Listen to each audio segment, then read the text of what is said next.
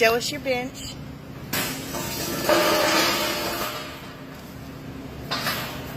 That is so cool.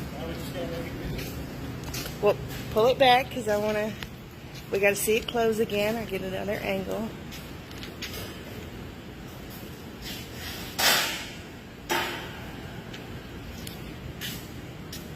I'm so proud of y'all. Chalk it up as an experience. Find somewhere else to hang your hat because this is my world and I control it. A while ago, I made myself 3 promises. Never wear a tie, work for anyone, or be any place I didn't want to be. That's why I drive a Chevy S10 4x4. It lets me work, play, all, go to dinner with Kim, or fishing with Sue. You know, if it doesn't fit in my Chevy S10, it doesn't fit in my life. Who's Kim?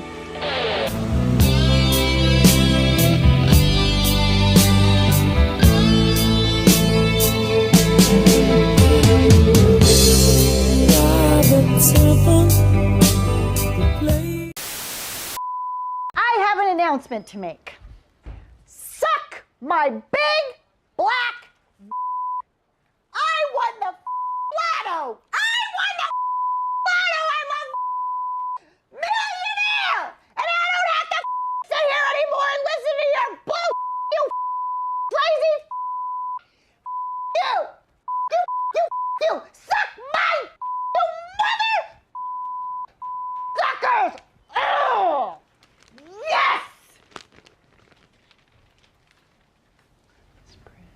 03, 06, 14, 18, 46. 46, 51. Okay, that was a misprint. Okay. Everybody had Apparently that. they printed thousands of them. Everybody. Yeah, it happens. Putting suck your is on my to-do list though now. When I said that out loud, it was. Oh, I'm so sorry not everybody's here. Because what I wanted to say to all of you butt bloats all at once. All right? Mm-hmm. You people have been blisters on my taint. And not just blisters, but ingrown hairs. And yes, there's Cabernet in this cup. All right? I won the lottery last night. You know why? Because I willed it to happen. Huh? I'm going to go out and off a black man's behind. You didn't hear about this? 3, 6, 14, 18, 46, 51? Yes. Yeah. They printed 3,000 of them. But there is some coke in evidence, and Jones is a pretty good sport. Nice coat. Is that real? Yeah, don't. Oh, yeah, baby. Oh, suck it. Suck it. Guess who won the lotto? Guess. You mother. You. For the record, you're the second person to come in and tell us to suck your black. Who else did?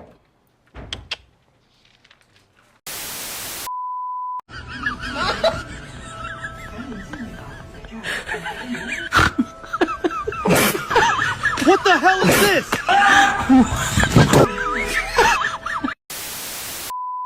Worst pizza ever. You guys should feed it to the cats.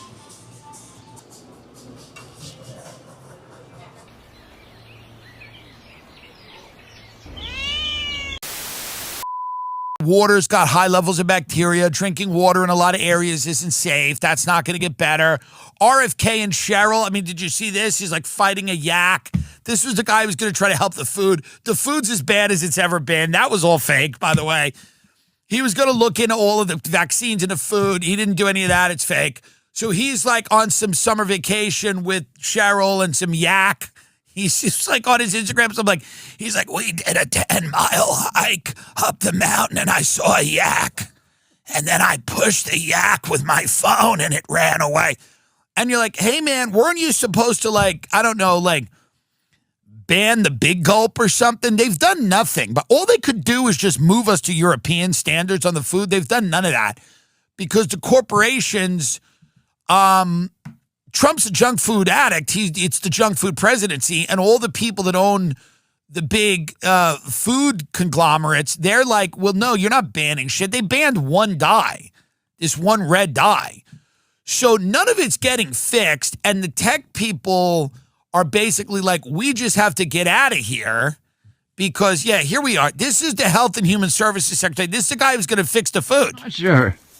Did we get inside this thing? Maybe you should get inside the cage. Honey. Yeah, it's dangerous. Honey.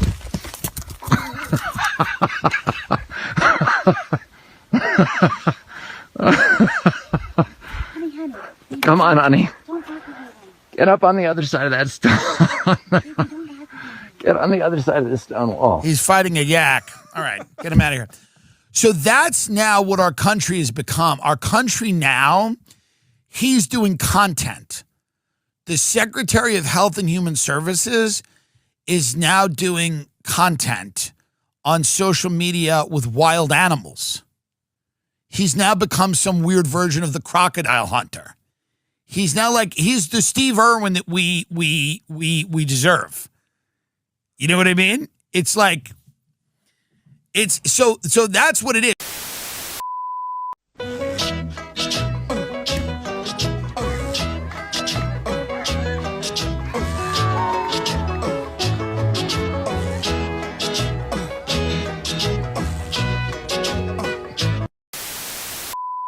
Why aren't we taught that there's only a federal income tax? Because the progressive movement received backing from the Rockefeller family.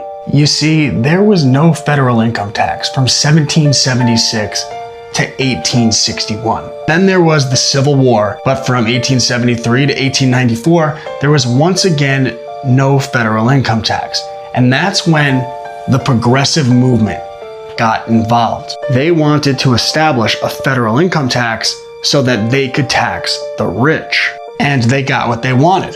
From 1894 to 1895, there was a federal income tax until the Supreme Court ruled it unconstitutional in Pollock v. Farmers. So this and this were unconstitutional. After Pollock v. Farmers, there was no federal income tax from 1896 to 1913.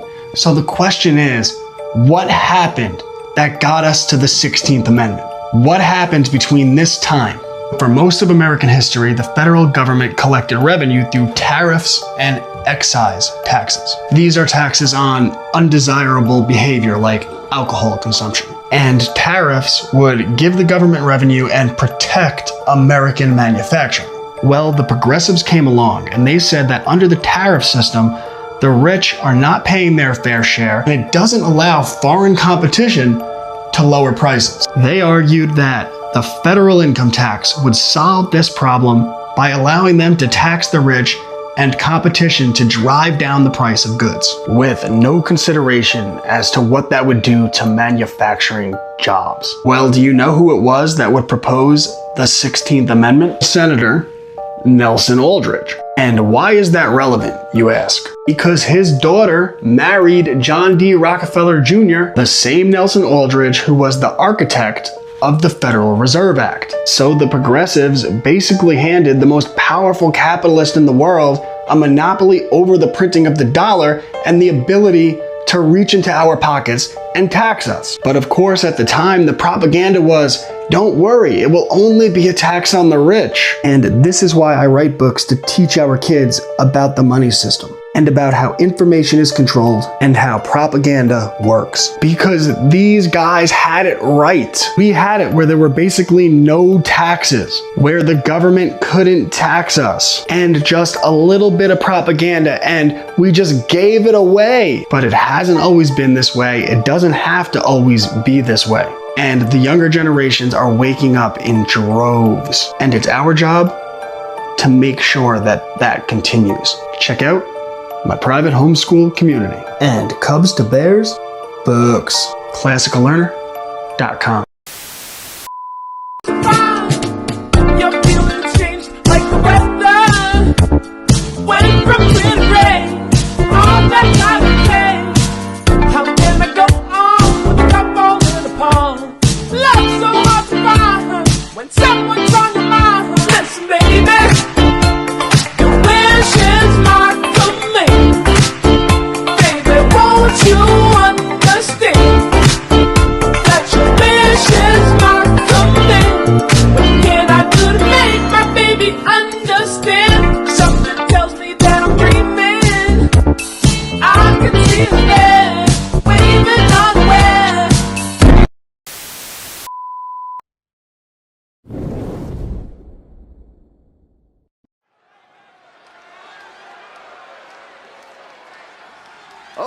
Yeah, I am pumped for this guy.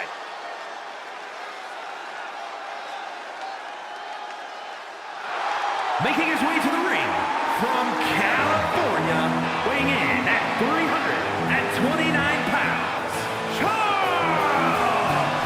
He's putting on a brave face now, but I know the fear is creeping up on this man tonight. Because he knows what has to be done. He needs to throw his opponent into a casket and shut the lid. He better be ready, because if not, he will be the man put in that casket tonight.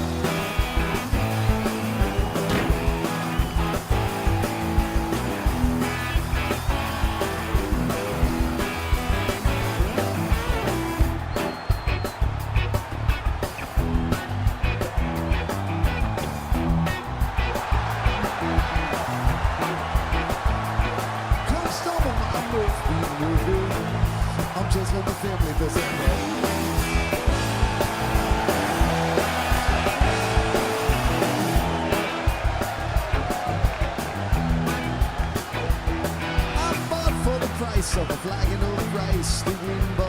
He's in perhaps the best physical condition of his life. He knows what it takes to reach the top here in WWE.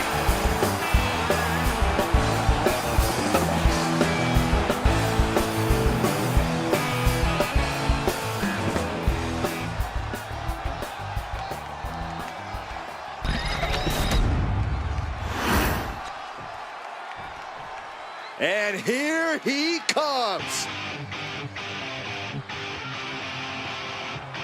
And his opponent from the Ukraine, weighing in at 100 pounds, Dore!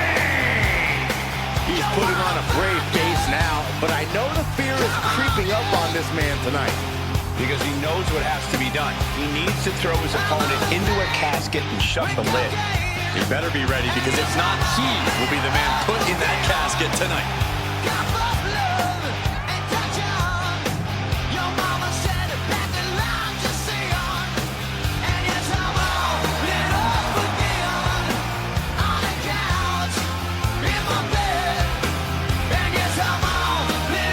A man who elevates his game every week. He is competing at his highest level yet.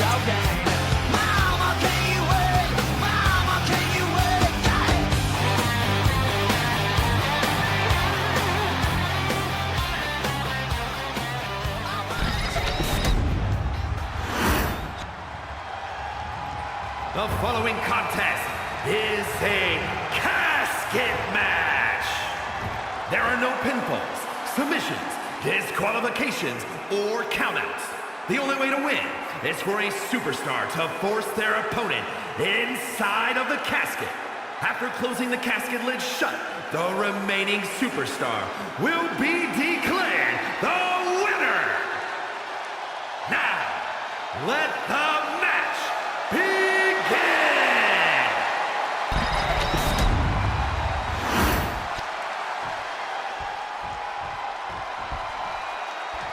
One of the most stipulations in all of WWE, this is a casket match. To win, you must lay your opponent into the casket and successfully close the lid on him.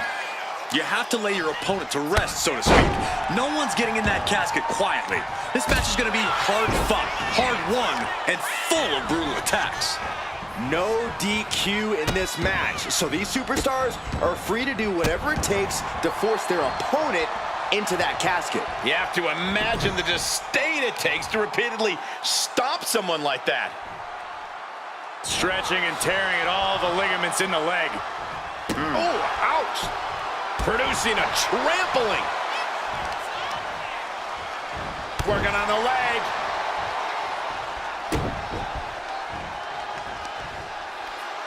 Trapping the arms. Oh, what blows! Good grief, man. This is vicious. Showing absolutely no mercy at all. What an onslaught. Right on the arm. Precision offense here. He's leaving zero room to breathe. And each blow he lands is giving him more energy.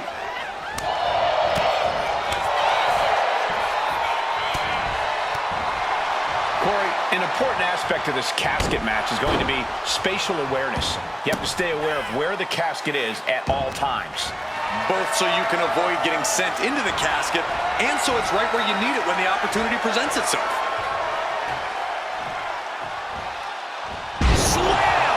do not see this match going on much longer with too many more moves like that from them. You have got to be in elite physical condition to pull off something like that. He's heading back to the ring.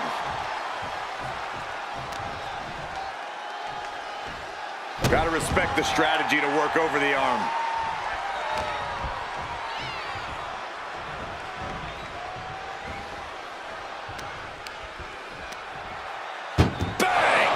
The wear and tear of this match is clearly starting to get to him. We're reaching that point where one more doing their best to try and close the casket.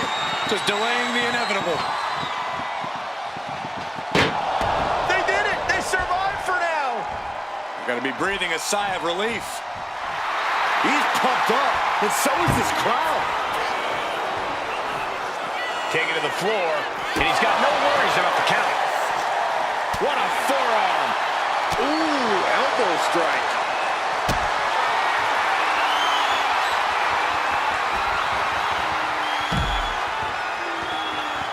Oh, the physicality on display there. Unbelievable. Totally helpless at the moment. Oh, watch this, fellas.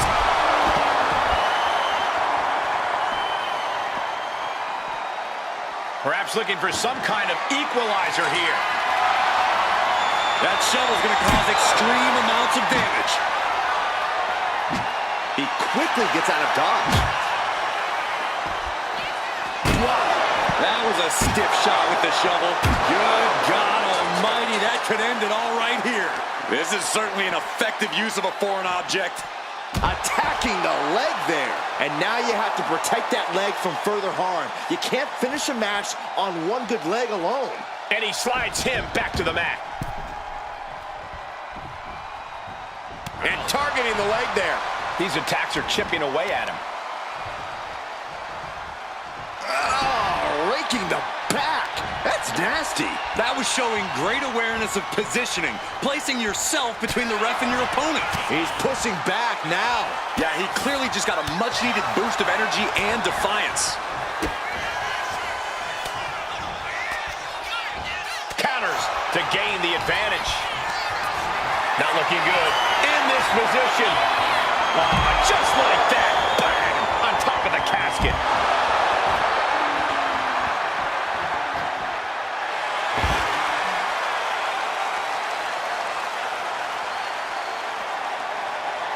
No clue what he hopes to find down there. Baseball bat. I know that'll bruise the hell out of you. Deliberate attack with intentions of cutting down their base.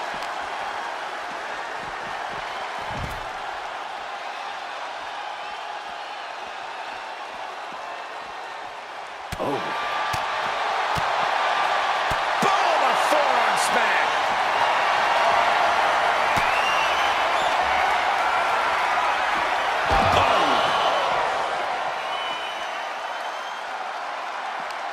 Uh-oh.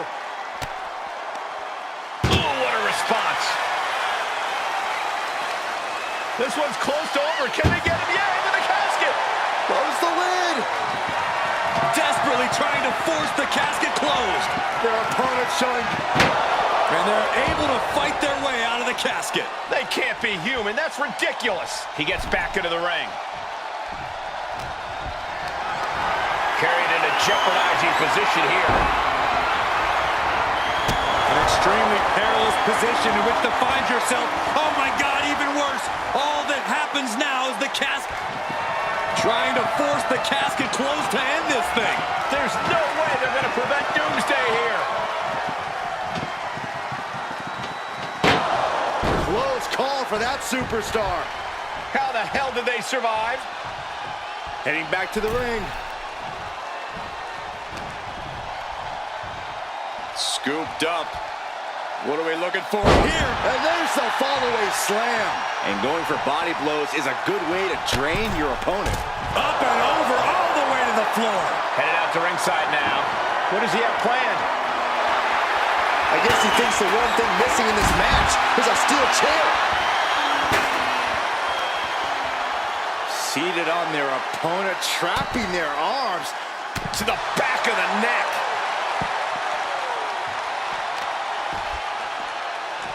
This is just nasty. Oh, look at this aggression, just pure brutality. Come on, easy. Making his way to the top here. Soaring. Whoa, look out. The airtime, the fearlessness. What a ridiculous maneuver to the outside. Chair shot delivered. An impressive amount of offense against him here. He's got to find a way to shift the fight in his favor. So much disdain with each of these shots. Something about this is starting to feel way more. Rolling thunder. Rolling thunder stunner. Now's the perfect time to take him to his final resting place. It's been a hard-hitting affair here tonight. These competitors are going to have trouble walking on their own after this one. Kick to the midsection. Hoist it up. Disorienting spin, and down we go. This has to be it. They're just dead weight right now. And what do you do with dead weight, Saxton? You put it in a casket. Oh, heavy contact into the steel steps.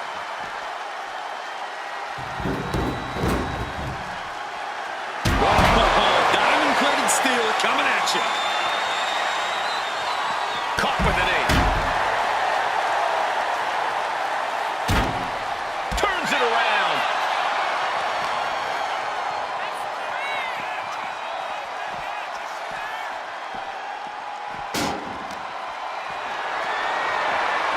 Caught in a bad spot. Running power slam. But his torso continues to be the target here. Yeah, it's going to be hard to mount any sort of attack for him now. Hoisted up high here.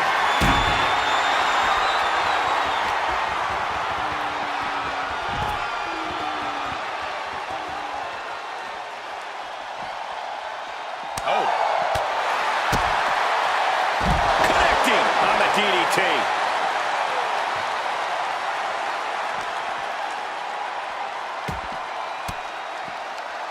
Stiff elbow will break that up. Big boot. No telling what's underneath the ring tonight. Clearly thinking a steel chair is what's needed right about now.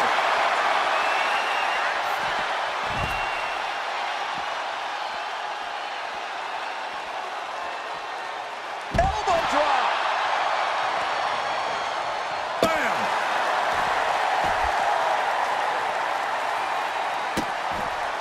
Vicious, just disrespectful. Guys, I think he just got busted open. Oof, yeah, that does not look good. Can he continue like this? So much torque on the knee and ankle.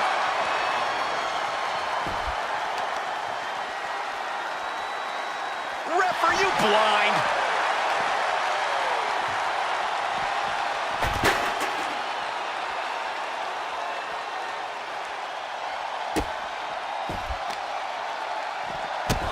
Stopping their opponent.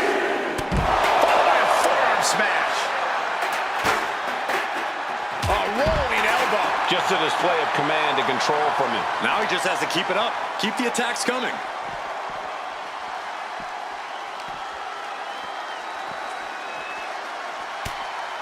Turned it around with a reversal. The Dominator.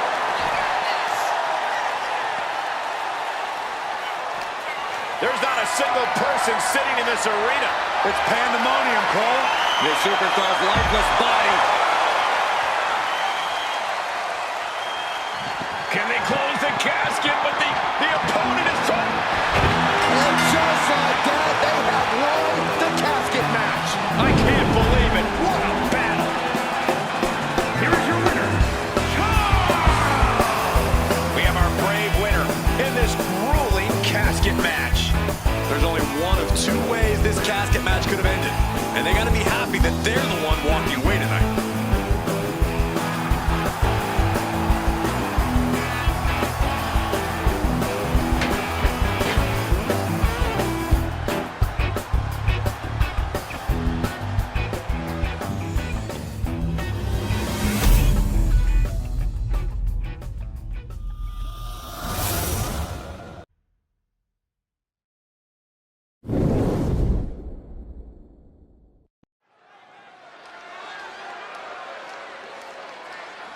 They're here.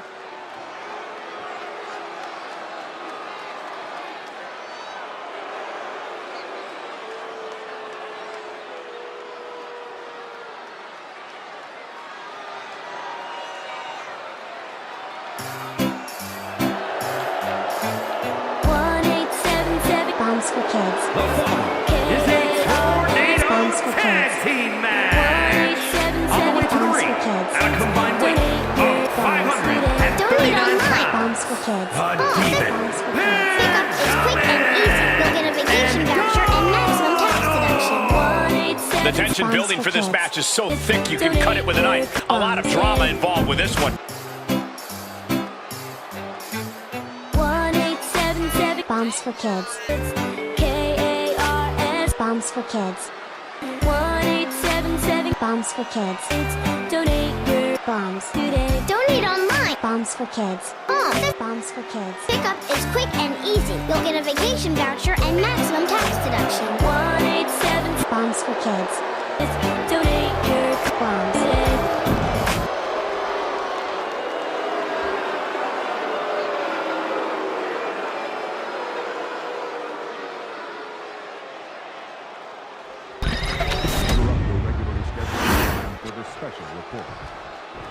They are ready for a fight. Are you ready? Hey, think you can tell us what to do? You think you can tell us what to wear? You think that you're better? Well, you better get ready. Bow to the masters. And their opponents at a combined weight of 586 pounds. We just got tired of doing what you told us to do. That's a brace, boy. Yeah, that's a brace, little man. Break it down. The Anarchist.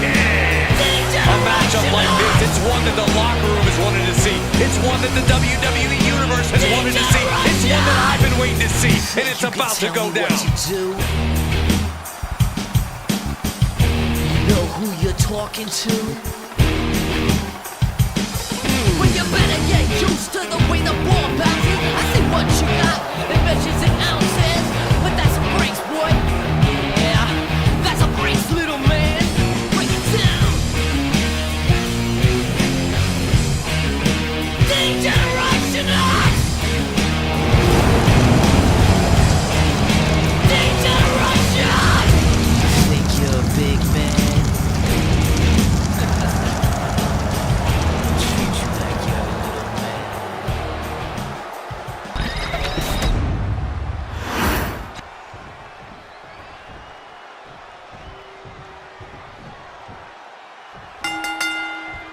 It's going to be hard to keep an eye on all the action as things begin to get hectic in the ring. Will these teams be able to adapt to the rules? For a knockdown, drag-out fight has the right attitude. Stop after stop after stop. And repeated impacts like that will weaken you mentally as much as it does physically. Oh, what a high kick. He goes for the quick pin. And he kicks out quick. Definitely looks in a hurry to finish things. No disqualifications in this match. Corey, what's the play here? I think we all know the answer to that one, Cole. Do whatever it takes to win. You're not going to get called out for a thumb to the eyes or a chair to the back, so have at it. Anything is possible here. He's taking a bit of damage from these blows. Got him in the corner now. And what a push. Right to the leg. Ooh.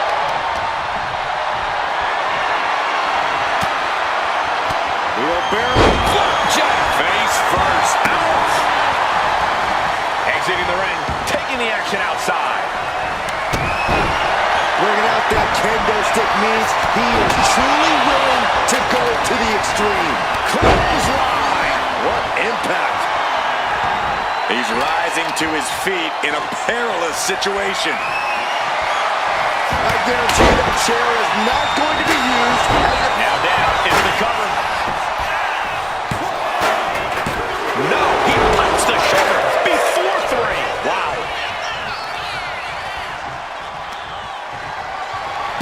Just deadlifting right there. The power. Power slam. Are they saying? From way up. Good Lord. Taking flight. You got to be a certain kind of crazy to even think about attempting that kind of offense. But I can't say it didn't pay off. He's been put through the ringer tonight. Stop after stop after stop. You want to control the tempo. You want to dictate the pace. That right there is how you do it. Soaring.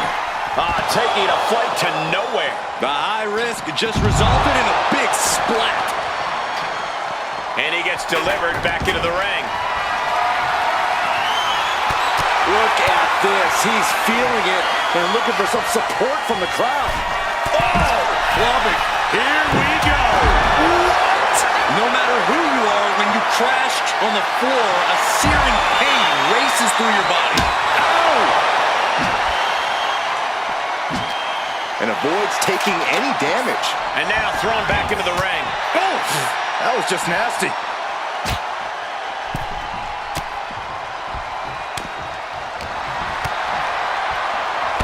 Clubbing blows. Oh! Got out of the way that time. Clothesline. Good Lord. So effective. We all know what he's thinking here. What a shoulder block. And I don't know how much longer this can continue. But I highly doubt anybody's going to throw in the towel, though. And he tosses him back in now. Dominator. Here's the pin attempt.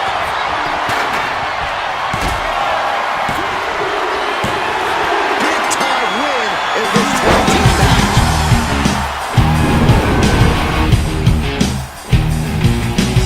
Degenerate into something fool. We just got tired of doing what you told us to do. That's a brace, boy. Yeah, that's a brace, little man. Break it down. And here is the winning team of the Degeneration. These men really rose to the unique challenge of it. Degeneration. You think you can tell me what to do?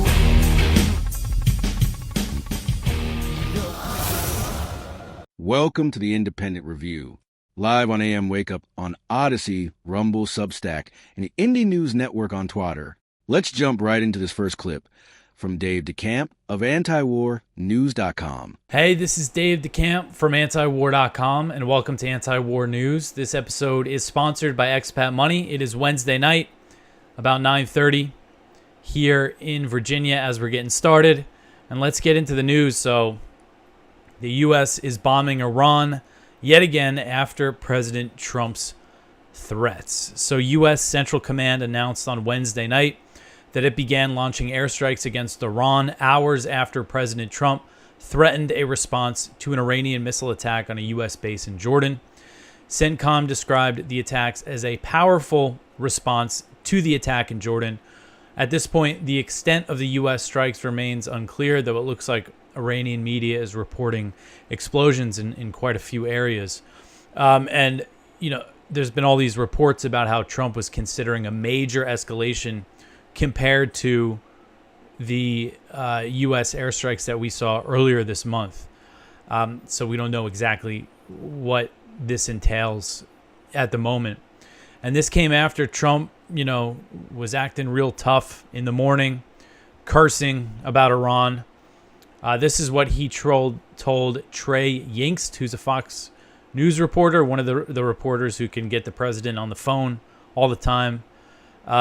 This is what Trump said, quote, "We're going to beat the effing S out of them. We'll be hitting them hard. They're going to get a beating," end quote. Trump described the strikes on the base in Jordan as a surprise attack and said that U.S. troops had just minutes to intercept the missiles. And Jordan has become a major target of Iran in recent weeks because, as I understand it, a lot of forces have pulled back from the Gulf bases that were very exposed, and they pulled them back to Jordan. But Iran has clearly shown that it can hit those bases as well. And so where things stand, as I covered yesterday, we had this Iranian missile attack on the base in Jordan a few days after the last U.S. bombing of Iran. But one statement that I did notice on Monday, the Iranian military basically said, if the U.S. continues a blockade, we're going to respond. And then we saw these strikes from the IRGC on this base in Jordan. So the next story here, we just have the live updates from Al Jazeera since things are really developing and will change quickly overnight. Some of the live updates here. 2 people trapped under the rubble after U.S. strike on Keshem, which is the Keshem Island in the Persian Gulf. U.S. strikes hit Iran's Khazrun and Kish Island. So a few attacks on islands here. Let's see. U.S. blast heard in Bandar Abbas, in Bushehr. More on Keshem, southern Iran. So these seem to be pretty extensive attacks from the U.S. here. I don't think this is just going to be a one and done situation. I would expect there to be more back and forth here after this. And there's always a chance of Israel getting in on it. And we're going to get into a few stories. There's more regional escalations taking place. And the U.S. and Saudi strikes in Iraq that I kind of briefly mentioned yesterday turned out to be much bigger than I initially thought. And I mean, that's a very big story. The U.S. and Saudi Arabia together bombing Iraq. So let's get through this stuff first. So the next story, Katz boasts that U.S. warplanes used Israeli bases to attack Iran. So this is from Middle East Eye. So U.S. Air Force fighter jets and bombers flew from Israeli bases to attack Iran in recent weeks, Israeli Defense Minister Israel Katz has said, highlighting Washington's use of Israel as a launch pad for its widening regional war. And this is what Katz said on Israel's Channel 14, quote, "The Iranians know that the aircraft took off from Israel. The arrogant empire that threatened to destroy Israel has collapsed. We announced in the clearest terms that if Israel is fired upon, we will attack with all our might. We are prepared to strike Iran," end quote. And there were at least 3 drones intercepted near the Jordanian and Israeli border on Monday and Tuesday that Israel said was fired toward their territory. Not sure exactly what who was responsible for that, but again, Katz is basically bragging here, saying that even though the Iranians know that the U.S. is attacking them from our territory, they haven't done anything about it. And something we always have to keep in mind that is too rarely mentioned is the fact that Israel has nuclear weapons, and that could have something to do with the fact that Iran has not targeted Israel up to this point. I mean, obviously they've targeted them before, but there could be some new threats that we're not aware of. I know Mark Levin, the Fox News and radio host, who's very pro-Israel, to put it lightly, in a recent segment that he did, or this was on his radio show, I think, he said, oh, remember, Israel has, he heard the way he said it was something like, I heard somewhere that Israel has WMDs. You notice that Iran has not been hitting Israel? Well, if they do, who's to say that Israel won't use its weapons of mass destruction? Or he said something like that. And if you remember a few weeks ago, there was a report from CNN that said Netanyahu was going to lobby kind of through American media figures to push for, kind of the end of the MOU and the resumption of the war. And the only one mentioned by name in that report was Mark Levin. So he is someone who is close to the Israelis. So the next one here, Jordanians dare to speak out against U.S. troop presence.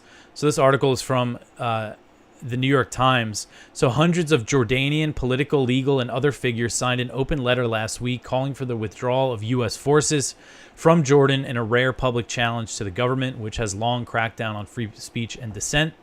In recent weeks, Iranian missiles and drones have increasingly targeted U.S. military forces and installations in Jordan, including early Wednesday. Iranian officials said the attacks have repeatedly set off sirens across the kingdom and pulled the country further into a war it wanted no part of, but most Jordanians have remained silent. People who signed the letter said that they were driven by a sense of national responsibility and concern that the troop presence endangered Jordanian sovereignty. The letter said, quote, "We maintain that their presence exposes Jordan to security, political, and economic risks that serve no national interest and increases the likelihood of our country being dragged into a regional conflict to which it is not a party," end quote. And Jordan hosts some 4,000 American soldiers at its bases. That number is probably higher right now. As I said, we've seen U.S. forces get moved there from other countries in the region. And the war immediately hit Jordan's tourism industry, which provides up to 18% of the revenue for the country. And Jordan, it's one place in the Middle East where I spent a decent amount of time. And back in, I think, 2018, I went there for about 2 weeks. And there's so much to see. You know, you got Petra, Wadi Rum. You could float in the Dead Sea. There's Roman ruins all over the place. You could go to the site where it's believed that Jesus was baptized by John the Baptist. You know, it's a really amazing place to visit. So, you know, naturally, that's a big part of its economy. So this is, you know, really hurting that. And, you know, Jordan, of course, is very close to the U.S. The U.S. gives Jordan nearly $2 billion in aid each year, military and economic assistance. And people, you know, we saw some of these calls, you know, after October 7th, and there was drone attacks when the drone attack on Tower 22, which is a small U.S. base in Jordan, that killed 3 U.S. soldiers. What was that, in early 2024? Similar, you know, I think at the time there were some similar calls from people, from Jordanians, who want this military presence to end. All right, so the next one here, U.S.-Saudi strikes on Iraq kill 20 PMF fighters. So the U.S. and Saudi Arabia launched major airstrikes in Iraq overnight, targeting the Popular Mobilization Forces, or the PMF, which is a coalition of mostly Shia militias formed in 2014 to fight ISIS. The U.S.-Saudi strikes targeted PMF facilities in Baghdad and 5 Iraqi provinces. So these are major attacks, killing at least 20 PMF fighters, according to the group, and they called that a preliminary death toll. President Trump claimed that the attacks were coordinated with the Iraqi government, but Baghdad strongly condemned the strikes, with Iraq's National Security Council saying that they resulted in a group of innocent martyrs and wounded.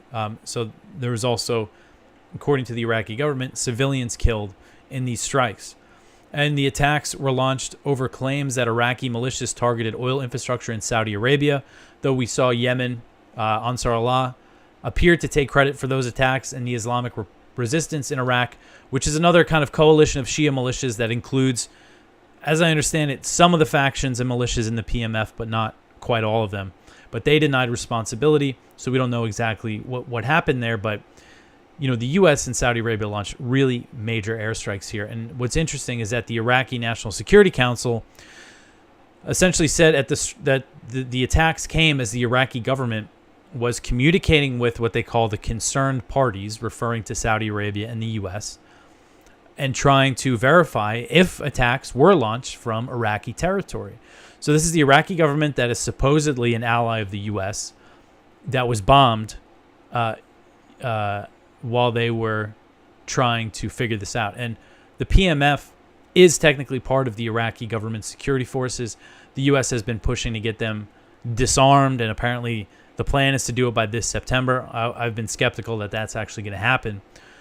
But, you know, this isn't going to help. I mean, it's crazy. And these strikes took place as Shia pilgrims are starting to travel to Karbala, which is a Iraqi city, which is a holy city for Shia Muslims, for an upcoming holiday known as Arba'in.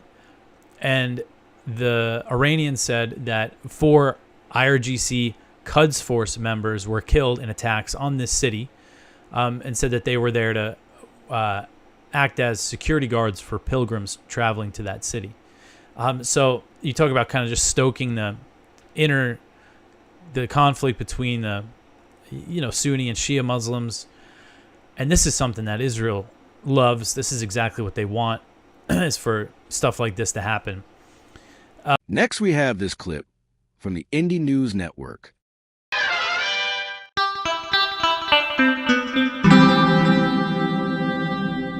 Who are these people?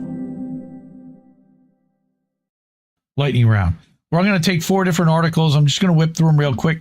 Not going to read the whole thing. But I do think these are important articles that should be looked at, and I'll link them in the Substack after the show is over. So first one, I'm talking about Sean Fain and a very long article written by Mike Elk over at Payday Report, where there's now a grand jury being impaneled or assembled to investigate some potential wrongdoing over there. Arturo Dominguez over at Decolonized Journalism wrote an article about how ICE had killed 2 in under a week. Okay, these guys. And then we're talking about this guy who resigned from Google, okay, over that Pentagon AI deal. Pentagon. And then we're going to get into a solution at the end of this, how to beat big tech with a site called Privacy Guides. So, how are we starting? This is the biggest news story that you haven't heard yet. This is a story that goes back 2 to 3 years. Mike was right. We covered Mike Elk's reporting on the smearing of the Federal Monitor, okay, for Sean Fain, or on behalf of Sean Fain, as a Zionist targeting the UAW by Jonah Furman and Chris Brooks, who were working quietly with Ryan Grimm and Dropsite News to publish these smear pieces and help Dropsite launch their new site 2 years ago. Okay, so what happened is that now we've got some receipts. Leaked UAW transcripts and audio discredit Sean Fain's attack on the UAW Federal Monitor, Neil Barofsky, proving that he said, "I'm not letting my biases get involved here. You were served something from the ADL. I was giving you advice as a lawyer and as your Federal Monitor on how I would respond to this if I were one of your counsel." All right. On Sunday, Bloomberg broke the story that a federal grand jury had been impaneled at the request of the Trump admin to look into allegations of financial misconduct and self-enrichment by Sean Fain. Again, this was all accused 2 years ago by Payday Report. He's also expected to face possible federal indictments over retaliating against union leaders Margaret Mock and Rich Boyer. Again, we've been talking about that, who reported financial misconduct and abuses of power within the union. In response to the news of the grand jury, Fain lashed out at the Federal Monitor again, who was appointed by a former union side labor lawyer and Clinton appointed judge, David Lawson. That was a Democrat. He reports directly to Lawson, not Trump, whose admin impaneled the jury. Read this whole article. And there's like 5 articles that he spun out of this. One about how proving that Ryan Grimm did actually smear the Federal Monitor on behalf of these guys and claimed that his anonymous source never disclosed that his anonymous source allegedly was married to one of the editors for Dropsite News, and that was where they were getting the info from. All right. So if you remember, again, this was 2 years ago on How Did We Miss That? Reef and I did a segment that was an hour and a half long. I broke it into multiple components. All right. That they endorsed Kamala Harris with zero, that they got zero in return for. Crazy. August 2024. It was right after Harris had been anointed as the replacement candidate and Biden had stepped down. All right, so this will also be linked and included. Exactly, Seven Sword. This corruption playbook is how Zio-Satanist DC convinces Americans not to unionize. Well, yes, but I'm not a big fan of the UAW in general because they're literally trying to pit employees of rival companies and claim that they're all on the same side and fighting for the same thing, which they're not. So I'm much more a fan of a local union for a specific company coming together to fight their own bosses and establish what their own agenda for their company and their needs are, and not rely on a larger outsourced third-party union like SEIU or UAW or the Teamsters or the restaurant workers and delivery persons, RWDU, okay? Go read Mike at Payday Report. He also is independent. Of course, all these people are, to support their independent journalism. They really need it. All right. Arturo Dominguez, friend of the show, friend of the network, from Decolonized Journalism, also published a really important article that everyone really should go and listen to or read, talking about how ICE killed 2 more people in under a week. And I haven't talked about ICE as much lately, but they haven't stopped. If anything, they've ramped up even further. But it's just that there's been so many other things to cover that I can't get to all of it. But as he mentions here, just 6 days after ICE killed Lorenzo Salgado Araujo in Houston, who was not a target for deportation, agents killed another man in Maine. The second man killed was Joan Sebastian Guerrero, a 26-year-old father from Colombia. Like Araujo, Guerrero was not the target of the enforcement action. Instead, ICE agents were reportedly surveilling the home, waiting for someone else, according to the DHS via social media. Most notable in their statement is the departure from the narrative that the agent claiming to have feared for their life, a widely used allegation that proved untrue in previous cases. The statement suggests that the agents were surveilling the house as Guerrero loaded his daughter into his car and began traveling before they attempted to take him into custody, leading to a traffic stop where they alleged that he tried to flee and ended with his 3-year-old daughter witnessing him shot in the face and killed. And then they took him out of the car in handcuffs and threw him on the ground face first. Disgusting. So read the rest of this article from Arturo. It's becoming too much, honestly, for me on this one. All right. The other one is this person who resigned from Google DeepMind. And I'm going to read this part of the thread. And then he wrote a super long article that he attached to it. Right. Maine's governor said, yeah, crickets, exactly. All right. But he says, this guy, Alex Turner at Turntrout, I resigned from Google DeepMind because it broke its founding promise by selling AI to the military without restrictions against killer robots or mass spying. For months, I worked to stop this, but watched powerful ethicists and institutions choose silence. Here's what happened. All right, so here, just skip the thread and read the full account. Don't do that. My efforts began when DHS agents killed Renee Good and Alex Preddy. I was disturbed to learn that Google sells cloud services to the DHS supply chain. My efforts soon expanded to military AI. The Pentagon threatened Anthropic with economic destruction unless they handed over their AI with no restrictions. I was worried that Google would cave to similar threats. What hurt most was watching AI ethics leaders do nothing. When the Pentagon threatened Anthropic, I was at a conference held by the International Association for Safe and Ethical AI. I lobbied that organization's leaders to act. On stage, leadership announced a member vote on making a statement supporting Anthropic. Unanimous show of hands supported it. But the vote vanished. They went silent, ignoring 2 months of opportunities to sway Google. Inside Google, Alex organized a petition to Chief Scientist Jeff Dean, asking him to fight. Over 250 Google DeepMind employees signed. I also asked Jeff to sign an amicus brief backing Anthropic. He did, which was awesome. Jeff was outspoken against government abuse of AI. I thought that if Jeff told Google he'd leave on an unethical deal, he could force ethics restrictions or stop the deal. He's that important. To prepare, I wrote a principled alternative for Google. 25 pages of contract language and oversight mechanisms praised by a leading military law expert. I proposed that Jeff head the potential review body, but he didn't champion the proposal. In the end, I don't think he used his leverage. I think he could have stopped the deal, but he didn't.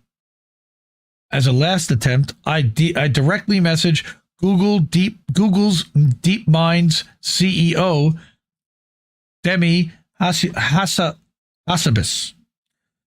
He told me to send my proposal to 2 senior policy staff. They let the proposal wilt unattended until Google signed the deal.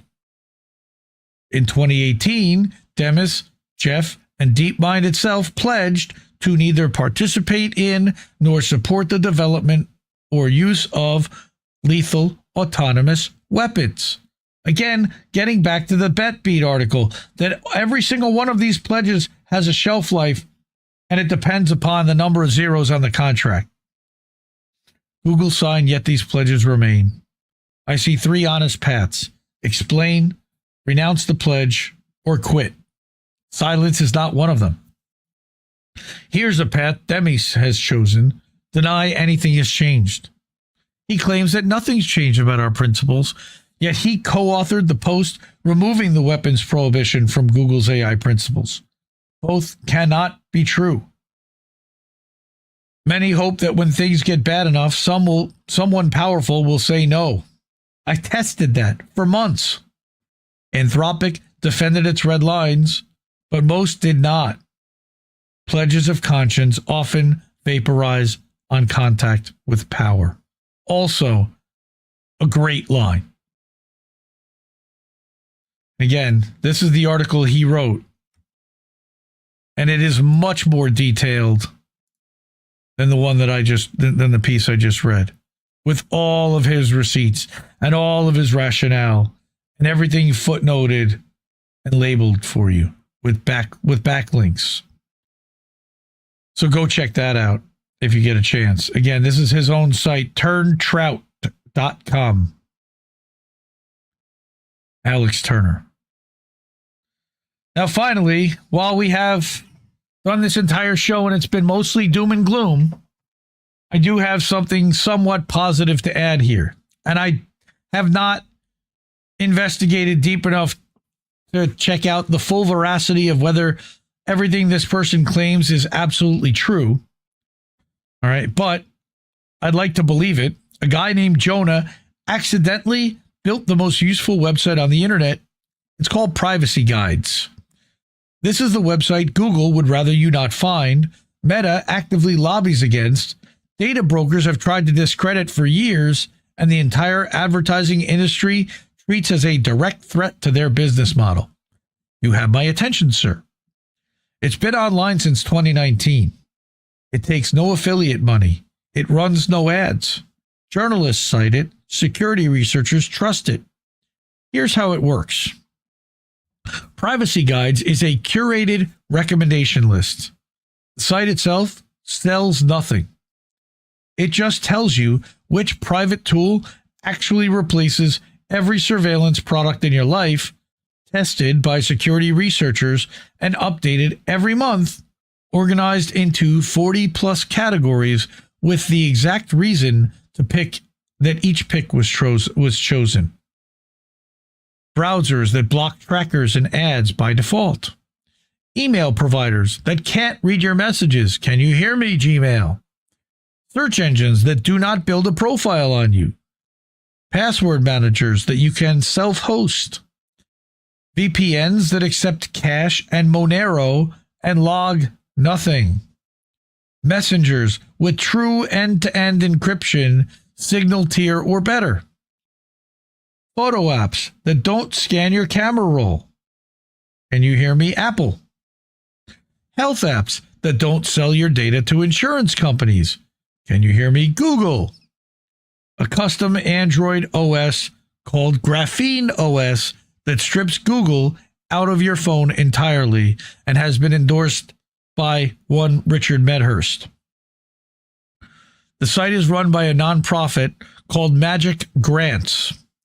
Every recommendation goes through a public forum review, a GitHub pull request, and criteria published on the site so anyone can audit why a tool was chosen. No company can pay to be listed. No affiliate link exists on the entire domain. Google can't shut this down. Meta can't shut this down. Amazon can't shut this down. The entire $600 billion surveillance advertising industry is built on the assumption that you would never spend one afternoon on this site. And here's what the site looks like. Let's blow it up. So here are the different recommendations by different categories. So if I look at desktop browsers, okay, what it recommends, okay, against the threat of surveillance capitalism, we recommend Molvad browser, all right, out of the box. Firefox for casual browsers looking for a good alternative to Chrome, and Brave if you need Chromium browser capability. If you need to browse the internet anonymously, you should use Tor instead. We make some configuration recommendations on this page, but all browsers other than Tor browser will be traceable by somebody in some manner or other. Very interesting stuff. All right. Learn about cloud storage and the different types of threats against them. Proton Drive, of which I am a subscriber. And there is an affiliate link, by the way, I believe, at the very bottom of the description of this live stream to a Proton link. All right, then there's Tresorit. And I advocate for any one of these. PeerGhost is a decentralized protocol and open source platform for storage, social media, and applications. Provides secure and private space where users can store, share, view, and edit their photos, videos, and documents. PeerGhost secures your files with quantum-resistant end-to-end encryption. That's what that E2EE means. And ensures that all data about your files remains private. It's also self-hostable, which is nice. Okay, so again, 40 different categories, and every one of them looking at what is the best for privacy. I'm going to blow Golden Monarch's mind right now and look at the cryptocurrency one, which is basically Monero. And other than that, they're claiming that every other crypto is vulnerable. All right. Monero uses a blockchain with privacy-enhancing technologies that obfuscate transactions to achieve anonymity. Every Monero transaction hides the transaction amount, sending and receiving addresses, and source of funds without any hoops to jump through, making it an ideal choice for crypto novices. Assuming that you trust cryptocurrency at all, which both Golden Monarch and I do not. But again, for every category of software or hardware you can think of, they have recommendations. And I would spend time on this site if I were all of you to learn about how you can better secure your data and protect yourself from spyware. Now we look at this clip with Garland, Nixon, and Kurt Metzger. And the only finish is complete surrender by the Iranians. I hate to say it, but complete annihilation. Well, my name's Garland Nixon. I'm standing in for the great Jimmy Dore here on the Jimmy Dore Show. And I'm here Mexican. Yes, I'm with this Mexican guy with the weird hat on. That doesn't look like a Mexican hat. Shouldn't you have on a cowboy hat? But I'm here. I watch the border. Ah, there you go. And I'm here with Kurt. I blend in. Of course. In our next segment, I'm not going to say people want to sacrifice our kids to the god of war, but how about we start with who else? Ben Shapiro. Time for total war in Iran. Mass casualties. Okay, Carlson. Shapiro won't join the fight. Wait, they're quoting him saying mass casualties are okay. Well, Israel First podcaster Ben Shapiro is urging President Trump to wage total war on Iran, which would necessarily require ground troops and would likely end with thousands of Americans wounded or dead. The neoconservative commentator's latest call for a war in which he will not be a combatant comes about a year after he said opponents who worry about ground troops in the war are lying. Now he says we Americans are willing to sustain mass casualties. Wait, who's lying? I don't understand. They're lying that they're worried. They were lying. People aren't worried about casualties. Right. No, he said that people were lying, saying that there's going to be lots of casualties and et cetera. We haven't won a war in 80 years. Yeah, exactly. Well, we haven't won. The military-industrial complex and the banks never lose a war. Well, the part where he's selling this, Ben Shapiro, this fucking scumbag. I had a friend of mine who's a close friend, tell me that she's like she used to be leftist, now she's a Christian. Total lateral move, by the way. Didn't address what the problem was at all, which is being a cow. Which I think he looks like a righteous man because she's in some. I don't have no idea. This piece of shit just said we're okay with mass casualties of Americans. Are we, Ben? Are we? Now let's see what Sid.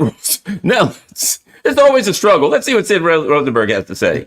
Which is go in there with this massive all-out attack. There's no other way to stop this. There's no other way to win this war. So. Again, he's trying to do the best he can. He's a very nice man. I love President Trump.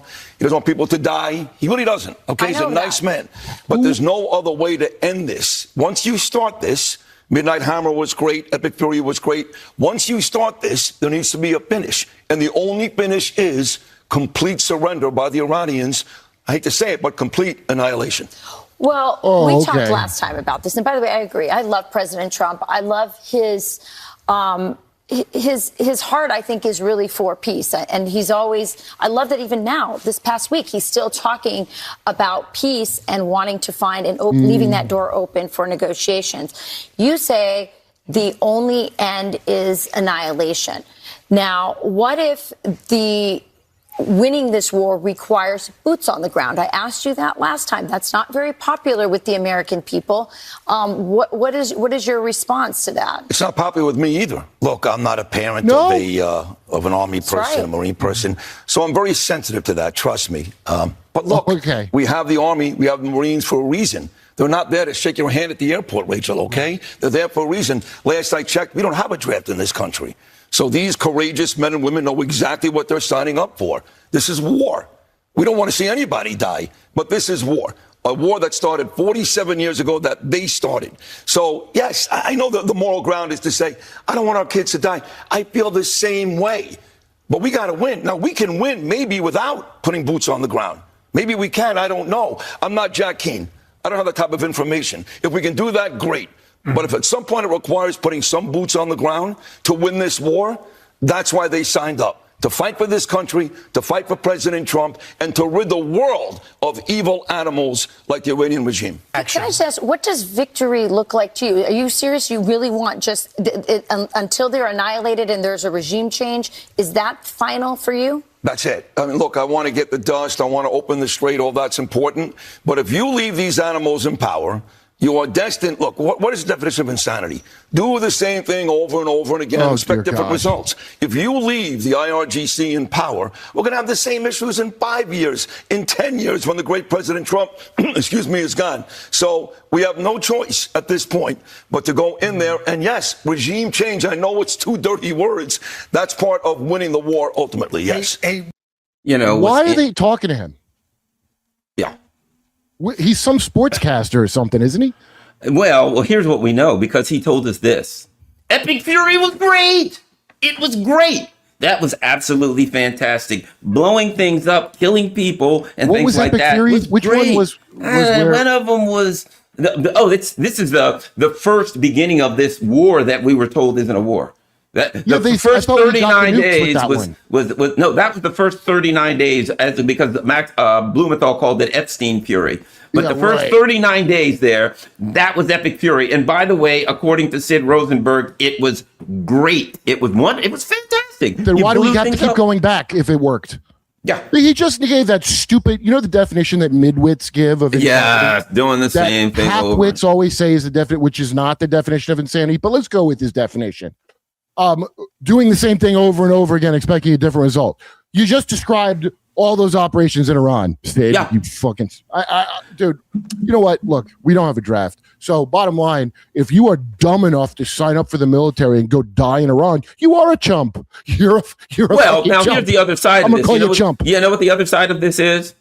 They put people in such misery, right, that they have nothing. They will never, let me say this. I'm going to tell you what I'll guarantee you they're never going to do. They're never going to allow kids to go to college for a decent price, and they're never going to forgive college loans. They're never going to do anything. They want people desperate, and they'll say, sure, we'll give you college. You can go to college, but first you got to go overseas and die in the sand for Israel. And then you can go to college after you die in the sand for Israel. They will never do anything to alleviate the pain on young college-age kids because they want to use them for cannon fodder, and they need them desperate enough that they'll, like, here's a way out. Just sign up right here. Oh, great. What's happening? Nothing. They say it. We covered it on the show one time. It's I forget what military-based magazine. They didn't want student debt forgiveness because it was going to affect recruitment rates. So that's open. That's not a conspiracy. They openly say that. Yeah. They openly say they want them in debt to join the military. Let's keep going. I don't know what the point of college is now anyway. I already figured out what gender I am. What do you really need it for now at this point? Shapiro's comments broadcast yesterday provoked a sharp response from Tucker Carlson, who called Shapiro a little freak who won't risk his life in the war he advocates. Shapiro responded with a vile slur. A little freak? Hey, let me ask you this. Where's Bibi Netanyahu's son again? Oh, that's right. He's on the beach in Miami. Tucker Carlson, obvious this little freak couldn't go volunteer to fight for the war himself, but of course he won't. He's got no interest in making any kind of personal sacrifice. None of them do. Israel's finance minister bragged the other day that having American soldiers fight Netanyahu's wars is the best for us. Smotrich doesn't want to die for Israel. Neither does Ben Shapiro. Dying for Israel is, guess whose job it is, Kurt? It's your job. Well, I'm too old. This ain't Ukraine. I'm 49, so I'm out of. I'm old enough finally to serve in Ukraine, which I am shipping out to do.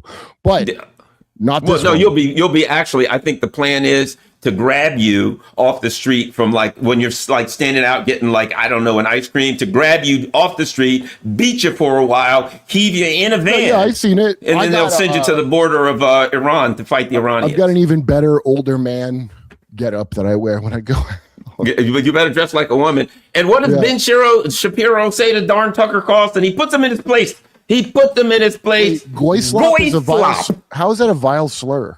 I thought it was it just meant it's bad press against Jewish people or something like that. No, goy slop is what people like Ben Shapiro make for the Shabbos goy, meaning you.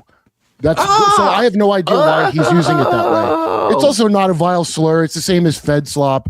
Goy. Now, my friend Ari Shafir has got a great special called Jew. I think it's his best comedy special.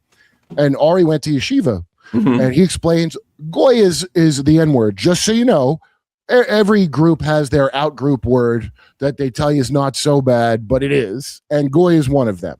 So it's not whoever wrote vile slur, you're being dramatic. It's just an incorrect use of goy slop. Everything Ben Shapiro says is goy slop. It's slop for morons like your Officer Tatum dipshits who I went to Israel. They only spit on us twice. Oh, man. Only twice? That makes me feel good. Well, once a day, again, my name's Garland. It is an improvement. I'm not going to take away from it. Once a day, I'll take that instead of 100 times. For a Schwartz to go to Israel and only be spit on once or twice. That's something to brag about. That's a big progress. Next, we have this clip from Cognitive Dissidents.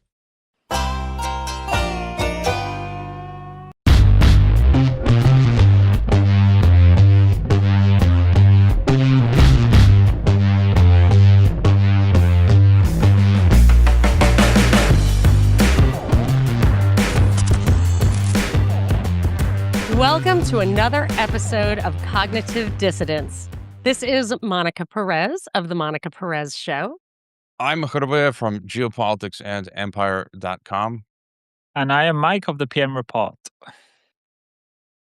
Let's hit the ground running. I was so excited when I realized that my most recent deep dive hit a lot of buzzwords that we talk about here on Cognitive Dissidents, and really supports the whole multipolar world order and the technate idea all in one. And that was last week, there was a NATO summit, which had an article every single day in the Wall Street Journal. It looked very pre-planned to me. They unfolded this narrative. It started with a very shocking headline that Canada and Europe I can't find the headline, but was horrified and terrified at the beginning of Trump's second term because he threatened to make Canada the 51st state. He talks about invading Greenland. He took Maduro out. So these guys Canada reached out to Europe and said, Mark Carney, now we know why Mark Carney's in that position. Hey, look at my PhD thesis. I've been saying for a long time that we are too reliant on one partner. And I want to break away. I want to build up the defense spending. If we can do it here in Canada, and U.S. is our much bigger trading partner than you guys can do it. And he led the charge. They were terrified. One of the articles said French and Danish soldiers were shoulder to shoulder on the ground, waiting for a shooting war with American soldiers. It was preposterous. And that was the attitude they went into the NATO summit with. And there were two factions. It was like fear-based, but they started with, let's try flattery diplomacy. Let's try to talk Trump down. And then by the end of the week, the articles were, wow, emerging from the NATO summit are joint defense contracts, plans to build out the supply chain for this big defense future with American companies, with Swedish companies. Now we know why Sweden joined Denmark. But the bottom line is, one of the articles said, or a white paper I found said, how to make the Dutch economy a war economy. I think it was from the Rand Corporation or something. So all they're talking about coming out of NATO, Carney, everything like that is how to transform the European economies into a war economy, and that they would take even though Trump is the guy who they're afraid of, Trump is fear of America is driving this, and also fear of Russia is driving this, that they are going to take 5% of their GDP. So I would say 100% of your federal budget should be defense and let the locals take care of everything else. But this is 5% of GDP, which can be a huge number. They're dedicating it to defense. 3.5 percentage points of that is going to be actual defense. 1.5% is going to be other stuff. So that's building out that technate, that's surveillance, that's all the chip stuff. And they're establishing a bank that's equivalent to the World Bank, but just for defense spending, so that they can, quote, de-risk private investment. They're really inflating a big bubble of defense. They're putting a lot of money into it. They're encouraging a lot of investment into it. And they're transforming the whole economy so that it all plugs into this. They're calling it a war economy, but I think it's really a technate. And it's multipolar because it's taking Europe and separating it out from America. And, so now you're having more than just like even trilateral. You're having the Russia-China thing, which isn't totally aligned. India, not totally aligned. And Europe is then breaking with America, and you've just got more multi-poles. I've got tons more, but anyway, that's the starting point for. Yes, I think we're seeing these different dynamics, and I think what the globalists often do, whether it's with the digital ID technocracy stuff or the regional union stuff, or with the pandemics, stuff. Lately, they've been throwing hantavirus at the wall, Ebola, monkeypox, measles, meningitis, you name it, COVID 3.0. And they have the, polymarket like software to gauge our reactions. And they see, okay, we've got a little runway here. Let's go with this one.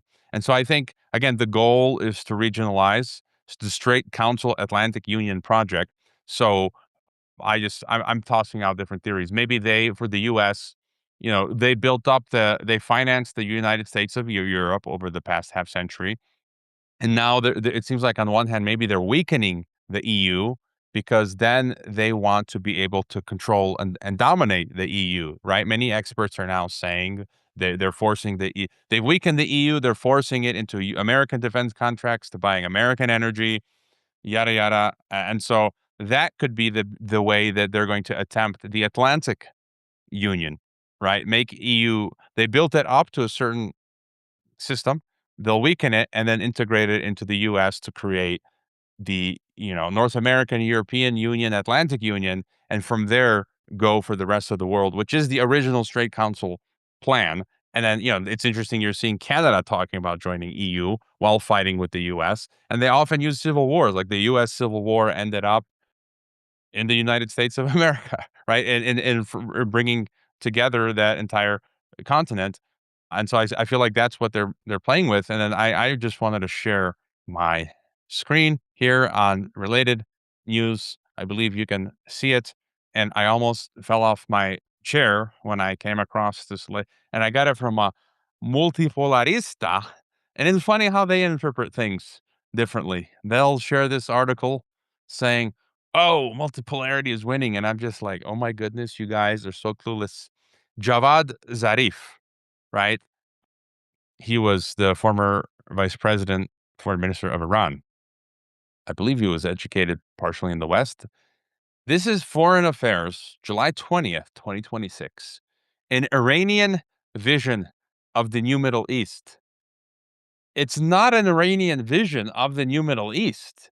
This is a Foreign Affairs Council on Foreign Relations, Western globalist vision of the new Middle East, Javad. But what does this tell you that he writes this piece? I mean, this confirms my thesis. Again, like, I don't understand what reality the multipolaristas live in. Seriously.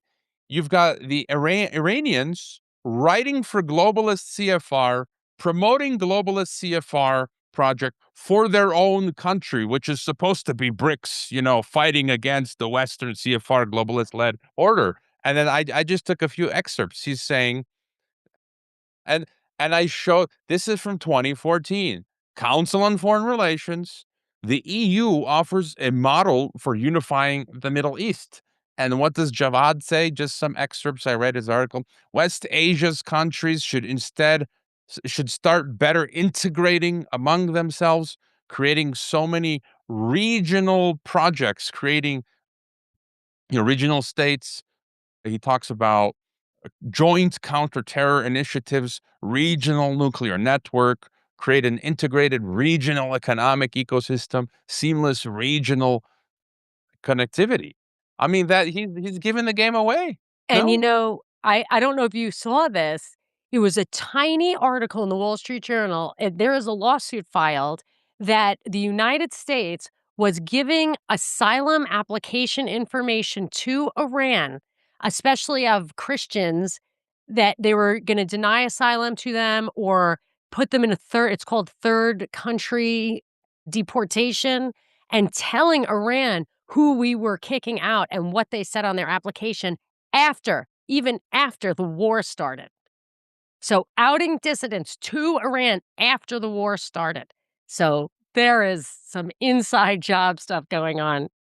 No, I mean, they themselves demonstrate what is happening. They are working together to create, the whole point of the Iran war is to create a Middle Eastern union / technate based on the EU. Like, it's literally here, CFR, EU, Middle Eastern Union, Javad, CFR, Foreign Affairs.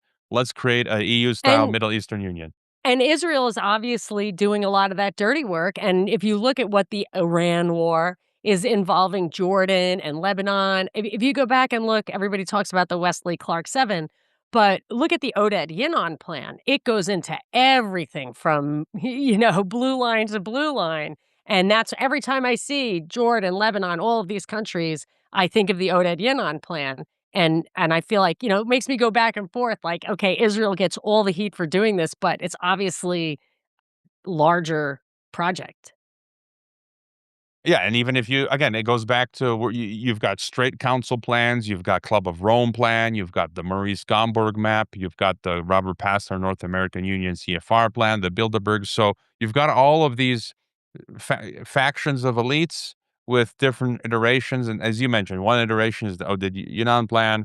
The other, Wesley Clark gave away the game as well. The plan to knock out all those Middle Eastern countries. The end goal is this Middle Eastern Union. That's going to be the end consequence. I always wonder why Somalia, like, what's the big deal with Somalia?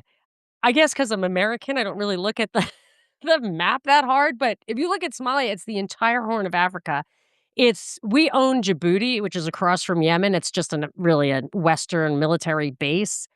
But it's in the news right now. Somalia, there's like all sorts of activity there because it's on the other side of that Strait of Bab el-Mandeb, whatever, the Yemen strait that controls. You think the Strait of Hormuz is important. This controls absolutely all the traffic through the Suez Canal. And Yemen and Somalia are on the two sides of that. So now Yemen's popping off with Saudi Arabia, Somalia's in play, and I think it's all about that strait. But, that's part of the power of that region, and it's going to have to be controlled if you're going to transform that region into, a European Union. Yeah, and I've just got two more tidbits here on Kuwait. Kuwaitis rationing electricity as Iran hits power grid. And we talked about this months ago, didn't we? That Iran war was COVID 2.0. And now it's coming to rationing electricity. And, it was smart lockdowns in Pakistan, QR code, fuel rationing in Asia. Russia was the latest. I don't know if we commented on that. In parts of Russia, they're now forcing Russians to use the Max. They couldn't get them to download the carbon copy of the Chinese WeChat Everything app, Max app, Messenger app, but they forced them. They forced this fuel scarcity, and that is then forcing people to use the Max app to purchase fuel. That's the only way you can buy fuel in some parts of Russia.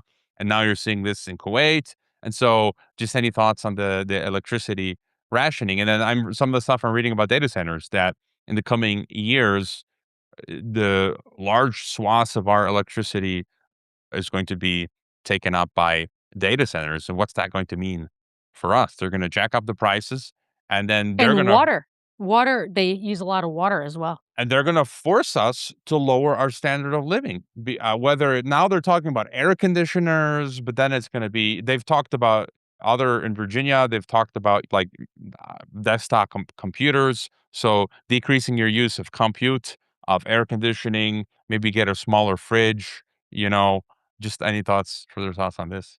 It's, to me, the way they're doing it is so overt and totalitarian, the way they're just forcing these things through and creating a lot of public opposition, seemingly intentionally, that I'm wondering if it's not going to end up feeding into some kind of rationing narrative, like you just said, Hrvoje, with what's happening in Russia, but on a broader scale, where they say, well, these data centers should have an allowance too, because they're going to take all of the energy and all of the water, and that could somehow be used to leverage people into accepting a sort of credit system or rationing system, because they'll say, well, it's better than these guys taking all of it and us having nothing, and all these poor guys in Lake Tahoe having their energy shut off permanently.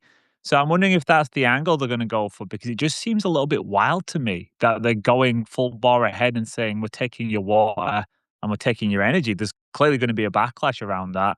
So maybe it's the Hegelian dialectic, extreme one end, extreme the other end, and we're going to get some kind of synthesis in the middle where it's going to be a rationing system for everyone, but that's better than you having nothing. And the language they're using is, we're all in this together. Again, it's the same thing from COVID.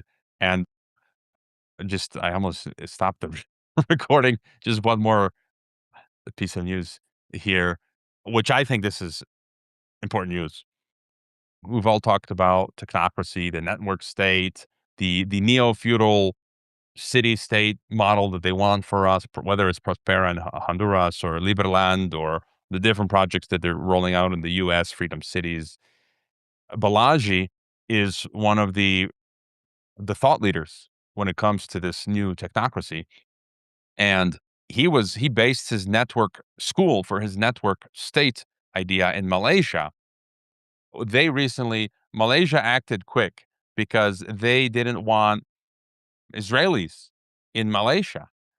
And so he may have inadvertently allowed dual citizens. So I think Israeli that goes to Malaysia has to kind of like declare that they are Israeli. And if they don't, you'll get kicked out or deported, because I think Malaysia doesn't want Israelis in their country. And some of the people that attend the network state entered on a non-Israeli passport while possessing an Israeli passport. And so Balaji thought, he's this techno god. He thinks, I have this open letter to the Malaysian government making his demands. And they just swooped him out of there. They shut down his network school. And where did he flee to? My former home of Kazakhstan. and it's pretty wild. He's already, people are calling it Uzbekistan. He's already made a memorandum of agreement with Kazakhstan. He tweeted recently, this is there, and he's setting up a network school in Kazakhstan. Our new campus will become a haven for global techno-optimism, expedited visas, recruitment of talent. And then Kazakhstan, I don't think it's there yet, but they're talking about a crypto city in Kazakhstan. And then what were the other important details? That's the gist of it. So I find that interesting. And what he's doing there is going to impact development of technocracy globally. So, well, one of the elements of that NATO summit thing and other stuff I've been watching, and I tried to find it. I think I actually heard somebody saying it, that the plan is to hyper stimulate investment, like some of the NATO financing, and this folds into Andy Burnham. Let's talk about him in a second.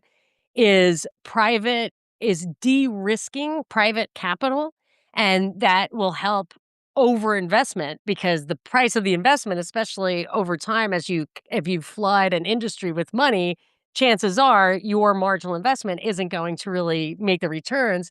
So they're over investing, and the goal, honestly think I heard somebody say, the goal was to then let the bubble crash and absorb these failed companies into the top, into the incumbents, into the big global companies. And actually, this isn't the quote I was thinking of, but I remember it was not Hegseth. There was another American over in that NATO summit thing who said, our goal is consolidation, centralization. We don't want a lot of defense companies. We want just a few. But at the same time, they're hyper investing in a bunch of little companies. I could give you many examples of how that's exactly working, but they are, from all different angles, hyper investing in the tech stuff, knowing that it's going too far.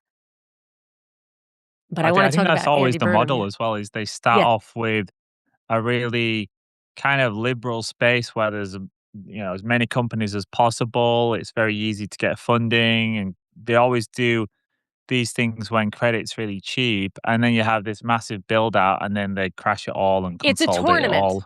It's tournament theory. It is. It's like Yeah. a battle royale for all Yeah. of the So companies. they all lose. Ultimately, Yeah. all of the infrastructure gets taken over, and that's what I think was all. I mean, we've discussed it many times before. Like with Bitcoin, you had this big asset, everyone gets excited, then you get all these offshoot coins and companies, but then eventually the space gets controlled by just a few entities. And actually, we can talk a little bit about that later on, because I've got a few things on cryptos. But yeah, I agree with you, Monica. But the Andy That's where it's Burnham going. thing, the reason that was folding in is he was what I think happened with him, and I really want to know what you think, Mike, but since we opened it from this direction, I will say, so he went right into politics straight out of wherever he was, Cambridge, or I think it was Cambridge. And he tried to get party leadership a couple of times, 15 years ago, whatever. And then in 2017, he left his PM or MP, whatever position, and went to Manchester to be the mayor. And they had already put into place this devolution model where they had gotten I want to call him George Orwell. It's like George Osborne or something. He had fought the fight with Whitechapel to get Manchester to have all this latitude to control its own money, from like health to transportation. So Andy Burnham walks in just when it's poised to have a big boom. So I think they've been planning for this transition to Andy Burnham for like 10 years. And I think he's going to last a while, because he's got a couple of neoliberal agendas that he's going to implement based on his credibility as a liberal. So he's going to take the socialists. He said, we want big government, we want big taxes. And then on the side, he's going to open up exploration in the North Sea or whatever. But they went to, so one of the things of this devolution thing where they were doing local investment, controlling the federal, what we would call federal taxes, but locally, was that they were subsidizing private investment. They were this is all over everything I've been looking at lately, de-risking private investment. And we can talk about how terrible that is and how distorting that is to investment and how it leaves the taxpayer to take all the risk, all the costs. But it can hypercharge investment and cause a boom in the first 10 years, which is what we're looking at with Burnham. So I don't know if you think he's an inside job. Obviously, he's got to be something of an inside job because there he is. But I think it went back. This next clip is from Emma Crow-Aggressions with Charlie Robinson. It's going to be, well, a fun one? I don't know. I don't know if fun is, I'm going to have fun doing it. I don't know if, I don't think you're going to have fun when you find out what the ladybug term is. The episode is called The Turtle and the Ladybug, and we're going to talk about Mitch McConnell and our good friend Lindsey Graham. And when you find out the reason why he's nicknamed the Ladybug, if you're listening to this podcast while you're driving your car, you're going to probably aim towards the closest brick wall to end things after you hear how he got this nickname. I'm going to save it for a little bit towards the end, just as a tease, but it's awful. it's so awful. But look, full disclosure, I'm not totally certain that Mitch McConnell is dead yet. I mean, I think he is. He's dead on the inside. Can we agree on that? Right? He's on some level, he's very much dead. Is he physically dead? Yeah, probably. Yeah, and so we're going to talk about him like he's dead. Okay, I have no problem eulogizing Mitch McConnell in advance of his death, right? Well, let's just get it. I mean, I'm trying to be efficient here. Let's get it out of the way now so that when he does officially die, we just throw him in the ground and bury him and then walk away. That's it, right? Because maybe Lindsey Graham and Mitch McConnell could split a taxi to hell. Because that's where they're going for the things that they've done. So we're gonna examine this. For those of you in Europe who are unfamiliar with American politics, you've got to see these guys. They're straight out of central casting. I mean, Mitch McConnell. The reason why he's nicknamed the Turtle, he looks like a turtle. He has no chin at all. He's a very weak-looking man. We're going to get into the depths of who he is, what he's really doing, who his wife is. That's extremely important to what's going on right now, is to know who Mitch McConnell's wife is. Everyone's like, I think she might be a Chinese spy. Yeah, you think so? Well, we'll get into that. And so, and Lindsey Graham. For those of you, I'm sure all you in Europe know who Lindsey Graham is. He's in Europe more than he's in America. Whether he's in Ukraine, doing a rain dance, begging for more ammunition for them, or he's in Israel, putting his hand on the wall, or letting people put their hands on him, or whatever. I don't know. But Lindsey Graham has spent far more time he's the senator from Tel Aviv. They always call him the senator from South Carolina. No. He doesn't give a flying fuck about the people in South Carolina, or any of the Carolinas for that matter. I mean, when you guys had the fires and everything, and the rains and the floods and the mudslides and the aftermath of all that stuff, where was Lindsey Graham? He was in Israel getting his balls waxed by some kid over there. I mean, this is who we're led by, but both of these people are dead now, so good for them. They had it coming, It's with regard to, I mean, and both of them within it was 48 hours of each other, right? We'll talk about a little bit about, we'll talk about Turtle Mitch first. We'll get into Lady G in the second half and we have questions about whether or not Lindsey was, whether this was a natural occurrence or whether or not somebody was made to, put an end to this psychopath's reign of South Carolina. But look, I will say this. I will say this in terms of, could Lindsey Graham have had just a legit heart attack at 71? Sure, absolutely. These things happen all the time. My dad died at 46 from a heart attack. Nothing nefarious there. It can happen. And to be fair, these people, Mitch McConnell, Lindsey Graham, are under a tremendous amount of stress. Now, I'm not excusing them, and I'm not saying that as some sort of like get out of jail free card, because you put yourself in a position like this, so you get no sympathy from me, but they are under a tremendous amount of stress. And I don't just mean a heavy workload of doing the American people's bidding, trying to make Kentucky and South Carolina much better places. No, I mean they are under a tremendous amount of pressure from people in the shadows that you don't see. Now, they don't answer to the voters. They don't give a shit about the voters. I'm talking about the men in black with the black hats who are whispering in their ear, we better get a war with Iran by next week, or we're going to start leaking pictures of you. This sort of stuff. And it's not limited to Lindsey Graham and Mitch McConnell, to be fair. It's all of them to some degrees. These guys have been big players for 40 years, so they know the game. They're the leaders. Mitch McConnell was the actual leader. He was a Senate leader longer than anybody in the history of the United States. So Mitch McConnell knew the game. Lindsey Graham knew the game. You knew the job was dangerous when you took it. You decide to become a high-ranking senator. It comes with some sort of peril. If you don't do what Israel wants you to do, they'll kill you. Period. End of story. Now, if you're a high-ranking person like Mitch McConnell and Lindsey Graham, they might not kill you right away. They'll just pluck people of your family off. Car accidents, heart attacks, things like that. But then you get a phone call from somebody saying, we've done it once, we can do it again. Get on board with the program or we'll take you out, right? So I don't know how much of these guys you needed to twist their arms. At some point, they just became who they are.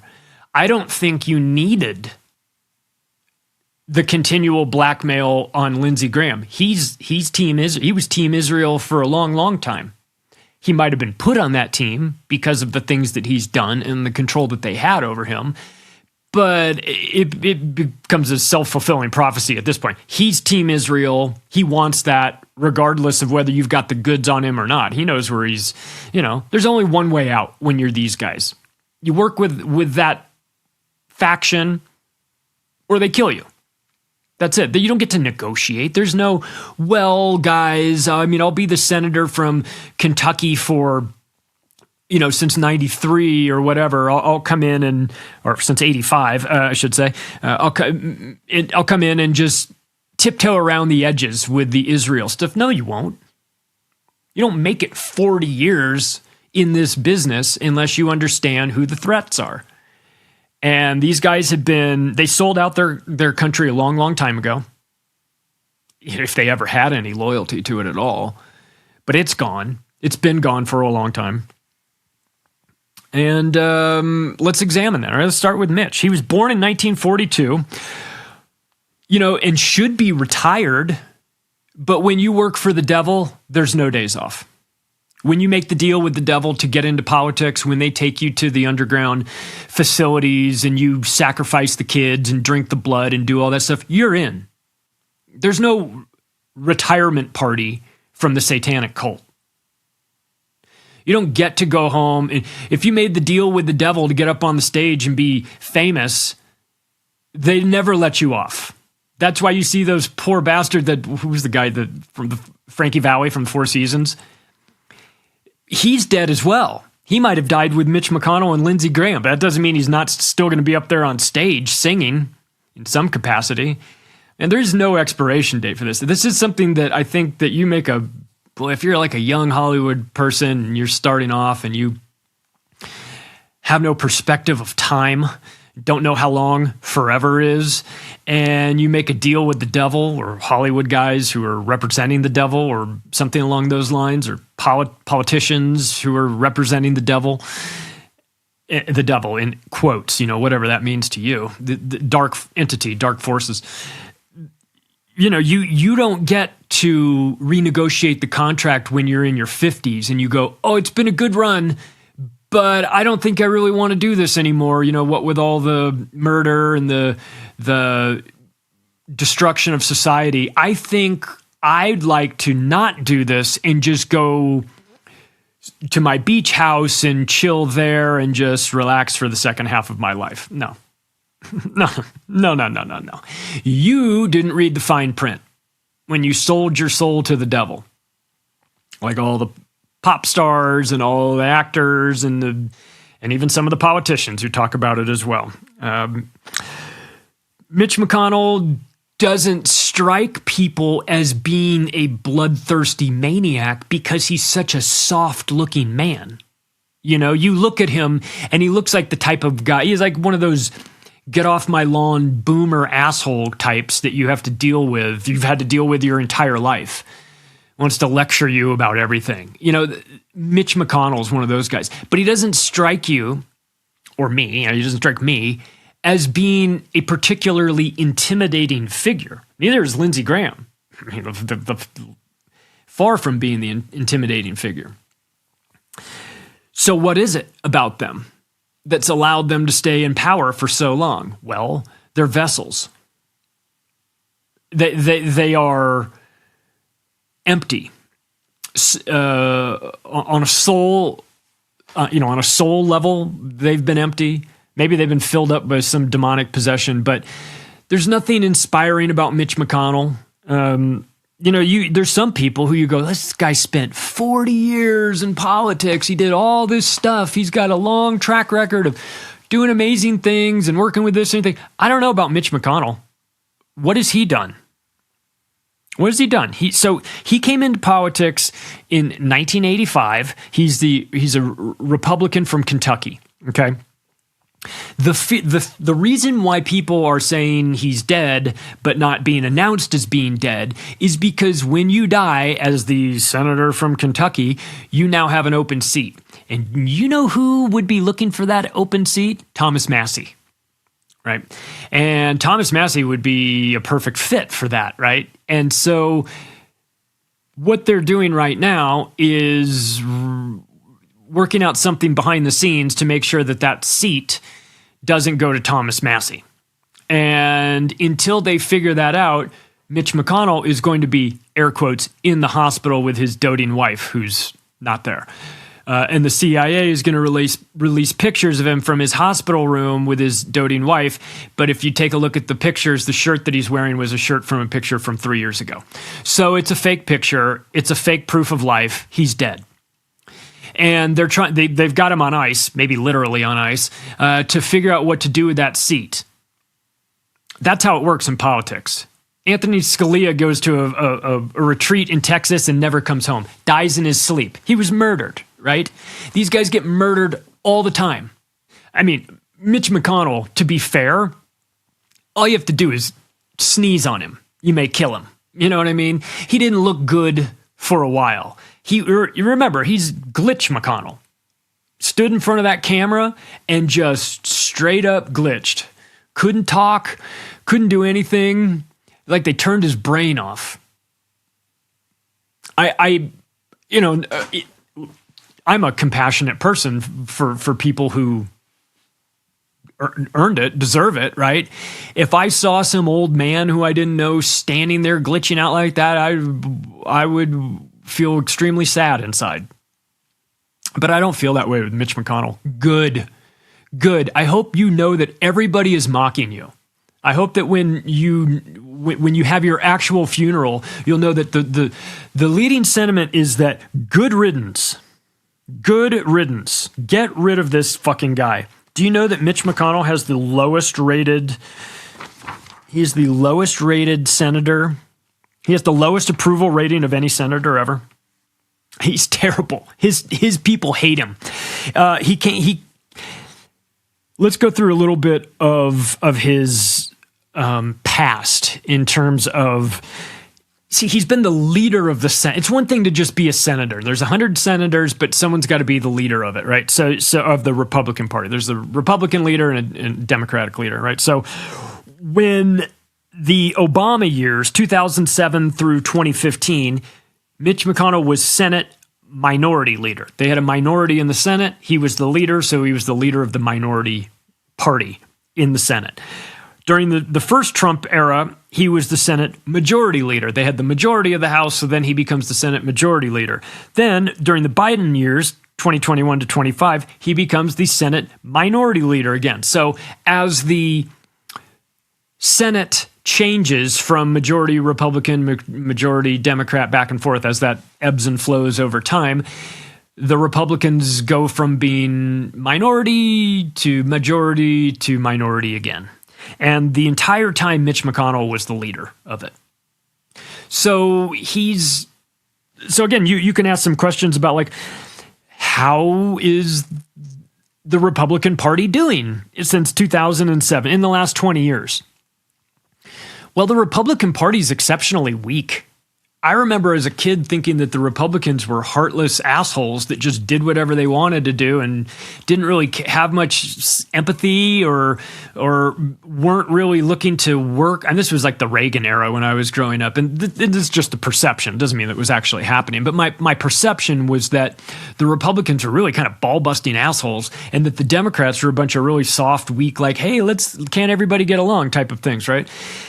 What I have learned is that in the last 20 years, maybe that was true. Maybe the Republicans did have a little bit more of an edge to them in the 80s or early 90s when Bush was there, but they don't anymore. They're so weak. They give up immediately to the Democrats on everything. There's no and again, it's theater, right? This fight between right and left, but they don't even seem to be performing the theatrics properly. It's embarrassing in that respect. So Mitch McConnell has really overseen the Republican Party becoming neutered. You know, the Democrats move so far to the left that just being like a normal person, by contrast, makes you look like you're on the right. The Republican Party had a prime opportunity to gather all those people who are like, I don't want to be that far left. Like, I'm not crazy. I'm not a crazy person. I don't believe that men can have babies and stuff like that. I don't want that, right? They had an opportunity to collect all these people who were leaving the left when the left left them. And they didn't. They didn't do it. Mitch McConnell, I mean, again, like, the caveat with all this is that it's theater, right? But within the play that we're watching, I was pretty disappointed with how weak Mitch McConnell always was. Rolled over on everything. Democrats asked for something, he gave it to them. So, you know, it's been a slow grind as the Democrats move further left and the Republicans move further left, not even left to right, but from strength to weakness. They pussified their entire party. What does the Republican Party stand for?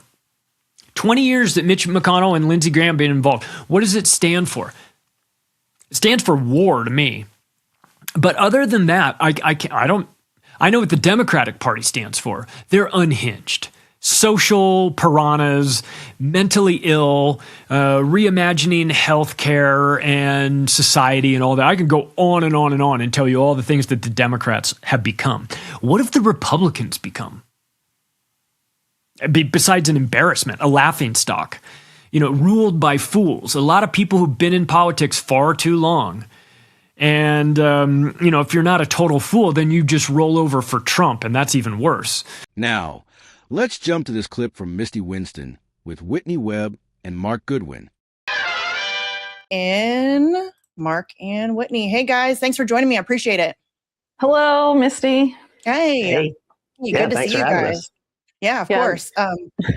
This is, I'm not going to lie, a little overwhelming. This piece is massive. And so I wanted to start because I think that most people are pretty familiar with prediction markets and all of that stuff. They've become pretty ubiquitous in our culture in recent years. But what I found super interesting in just starting off your piece is how far back this kind of model actually goes. I mean, we're talking like 40 years of history or something. So when you guys were looking into this, what for you was the first use of this type of prediction model? Yeah, so as we know in the piece, the first modern prediction market, you could either point to the Iowa electronics market, which came out of the University of Iowa in the 1980s. But the first one that's the most like the prediction markets we know today started in 1994. It was called the Foresight Exchange, and it was sort of the brainchild of this guy named Robin Hanson, who developed the idea or the concept of idea futures a few years before that. And so this was like a prediction market online, but it was with play money, right? Not real money like the ones today. And it allowed people to bet on all sorts of things that weren't just like presidential politics, which is how the Iowa one had kind of started, but also like, will this discovery happen in science? And, you know, all sorts of general things not tied to traditional betting, I guess. So Robin Hanson is a recurring figure throughout this piece because not only did he create that, those, you know, really essential ideas to the genesis of modern prediction markets, but he also was the main system architect behind DARPA's, which is the U.S. military branch. Their failed efforts to create the policy analysis market, which colloquially kind of became known as the terrorism futures market and was highly controversial. And then he later became involved with an advisor to a Peter Thiel-linked startup called Augur that, as we note in the article, seemed to be the first attempt to resurrect DARPA's policy analysis market, and then had been contacted by Shane Copland, who created Polymarket before he officially made Polymarket. And the official narrative says that Hanson brushed off Copland, but after our article came out, Robin Hanson was like, actually, that's not true, but he didn't continue on. So I guess he was more involved. But he is probably the most important figure that we can thank for the current iteration of prediction market mania that we see today. Yeah, they're everywhere, freaking everywhere, which, I mean, it's to be expected with things like sports betting and all of that. But I mean, Polymarket, I mean, you can literally bet on anything, which is insane to me. I remember seeing I don't even know what award show it was, but there was a clip of what's that guy, Trevor Noah, and he said, like, just randomly said potato, and he's like, if you bet on me saying potato during this broadcast, you just won a lot of money. And I'm like, you can bet on people saying words? Like, that's crazy. Right. Didn't that story just come out? Sorry, Misty, but didn't the story just come out yesterday or the day before that, like, Trump's teleprompter operator? We're going to cover that later. Yes. Oh, okay. Sorry. No, that's okay. No. Yeah. I have that piece. I was going to do it with you guys, but we have so much to go through in your article that I'm like, I don't know if I can squeeze it in. So I am going to do a separate segment later on that story. Yes. Great. That's crazy. Okay, great. Yeah. Okay. So I'm glad that you brought up DARPA, because isn't DARPA always involved? I mean, it's just, but we've seen this. Go ahead, please. No, just DARPA essentially made the internet. So you know, it was first ARPANET, I guess, before it became the DARPA free iteration we know today as the internet. And so a lot of their hands seem to be in a lot of internet related pies. Yeah, I guess. And that's a huge part of, I think, a lot of the work Whitney's been doing for years, and I've been tagging along recently. But yeah, just this kind of general idea of, a lot of these ideas started within the Pentagon and you know, sort of military contractors. And it slowly went from being like direct, you know, government public officials to then government contractors to then, you know, the CIA starting a venture firm, and basically the intelligence and military community at this technological level moving entirely into the private sector as a way to deal with like public backlash. You know, whether it was specifically this, you know, the terrorist futures market, you know, one of the main reasons why this, you know, the future map was shuttered, it was because, you know, these two senators kind of came out and were like, this is crazy. They're like making bets on when the next 9/11 will happen. This is terrible.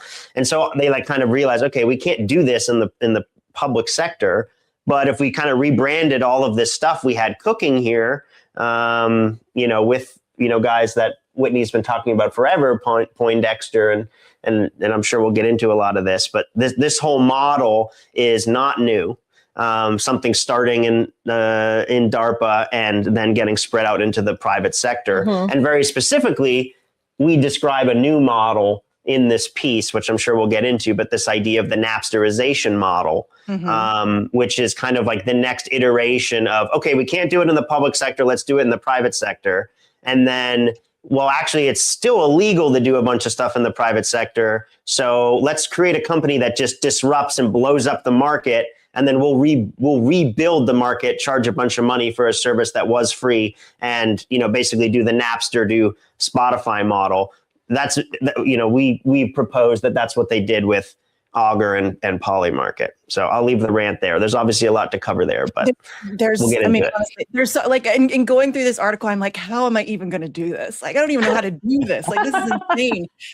It's just a lot. It's a lot. And my brain is so scattered that it's difficult for me to hold things in places where they're supposed to be. And so I go all over the place. So I'm going to try really hard, guys, to be at least slightly. No, don't worry about it. It is a lot of stuff. And honestly, it would be hard for me to keep it all in my brain if I wasn't putting it on paper and publishing it as articles, right? Because if you're just absorbing this stuff, it's hard to talk about it without organizing it, which is why we do long form investigative stuff. It's for the people that want to see the process and also the sourcing, but also just for me, it's much easier to talk about something if I've written it out, Yeah, that's fair. Because I've always been very intimidated by your brain, and Mark, you as well. But I mean, just the idea that you're able to keep all of this information and then pull it, I'm able to absorb information, but then to keep the names and the dates and the stuff and the programs and everything to just have readily available to pull at will. I don't have that. So I'm still intimidated impressed by her brain. I mean, it's not, come on. I mean, I know you're trying to make me feel better. I write it down so it's easier. No, you just have a different brain. That's okay. I'm self-aware about my brain being not great. Okay. So in talking about these defense programs, and this is not the first time that we've seen these nefarious defense programs, they get sussed out. Somebody raises concerns about it, and then they sort of take it away very swiftly, and then they just reimagine it and then reintroduce it in the private sector. That's been something that they've done. I mean, with LifeLog becoming Facebook, right? It's that sort of same thing. And is that it? I mean, essentially, that's what happened here, right? They had this the policy analysis market, and they were and essentially it was just betting on terrorists, right? Betting on terrorism. And yeah, is the theory that if they have this market where you can bet on those things, are they positing that is a way that they can then prevent those things from happening, because then they can see who's betting where? Okay. That was the argument, the idea that the wisdom of the market would allow them to prevent things or know things before they happen. And so that's a key point to take from this whole idea of what was the policy analysis market, which was a sub-project under what Mark mentioned a second ago. Future Map was the broader program that this was kind of nestled within. But basically, this was all under the umbrella of something at DARPA in the aftermath of 9/11, a brainchild of our friends Dick Cheney and John Poindexter, who, if you don't know him, was the highest ranking member of the Reagan administration, prosecuted with multiple felonies for his role in Iran-Contra. Friend of the show. So, yeah. So Dick Cheney was like, this is who should lead this office after 9/11. So, it's terrible. Just from that. But the Information Awareness Office was all about predicting things before they happen. And they said it was how we'll predict another 9/11 before it happens, was the justification at the time. But if you go back and study 9/11 and know that these motherfuckers were involved in creating 9/11, then obviously, they have an ulterior motive there. And so basically the goal of this was to create a surveillance dragnet, and all these different programs, including the policy analysis market, would feed the information, predictive information, and all this other data into the jewel and the crown of this office. And that program was called Total Information Awareness, or TIA, and they later renamed it Terrorism Information Awareness Market to try and make it sound like they weren't going to suck up data on millions of innocent Americans, which it still was after the name change. It was just like a PR thing when people started to get kind of concerned about it.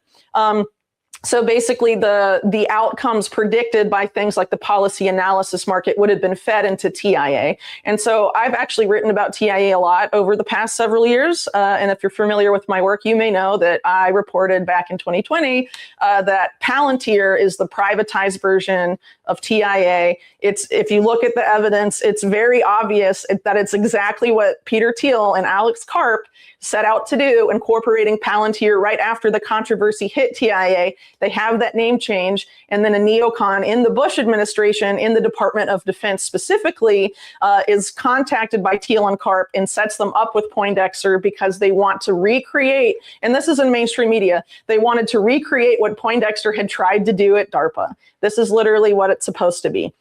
And so Palantir is meant to, the privatized version still is meant to plug into all of these data sources and then predict things before they happen. That's why Palantir in the modern sense has been leading on predictive policing, which is essentially pre-crime. And they have various connections with other companies that have been privatized out of the same DARPA office, which was shut down, but not and defunded, but just divided up basically between intelligence agencies and the private sector. And the goal is the same. They just basically tried to activate these programs in a way that would sort of slip under the radar and not make people as mad. But it's basically an effort to lead us into pre-crime and predicting things before they can happen. And if you're aware of what Poindexter and a lot of these Iran-Contra guys were trying to do back in the 80s, this isn't about preventing terrorism. This is about quelling dissent and stopping dissent before it becomes a threat to their order. And if you look back at my past reporting on the continuity of government protocols that this Iran-Contra crowd, which included Cheney, even though he wasn't officially in government at the time, that they tried to develop, it was ways to basically suspend constitutional rights for Americans that might become unfriendly under a vaguely defined national emergency, which could include numerous things, including nonviolent mass demonstrations against U.S. military intervention abroad. So peaceful protests against something. Right. So now that we have, as we can potentially talk about later, it's not in the article, but we have people in the Trump administration saying the resurgence of political terrorism is here. Yeah, I'm also going to be talking Stephen about Miller, that later in the show. Yeah, and Marco Rubio and these guys saying that, like, these are the neocons. They are back, and they are now trying to successfully have go live this system they were trying to create under George W. Bush. They have now made it, and they are trying to create the conditions to be able to use it and suspend people's constitutional rights. And so that whole national security memorandum, or NSPM 7, that they were talking about in that thing, it's all about being able to debank, defund, prosecute all these people, not just for what they have done, but for what they might do. And this was something that the Trump administration tried to do last time, if you were paying attention, by having people, by having AI scan social media and decide if you are showing early warning signs of neuropsychiatric violence, whatever that means, and then could flag you and treat you based on that. So now we have this clip from a union of the Unwanted.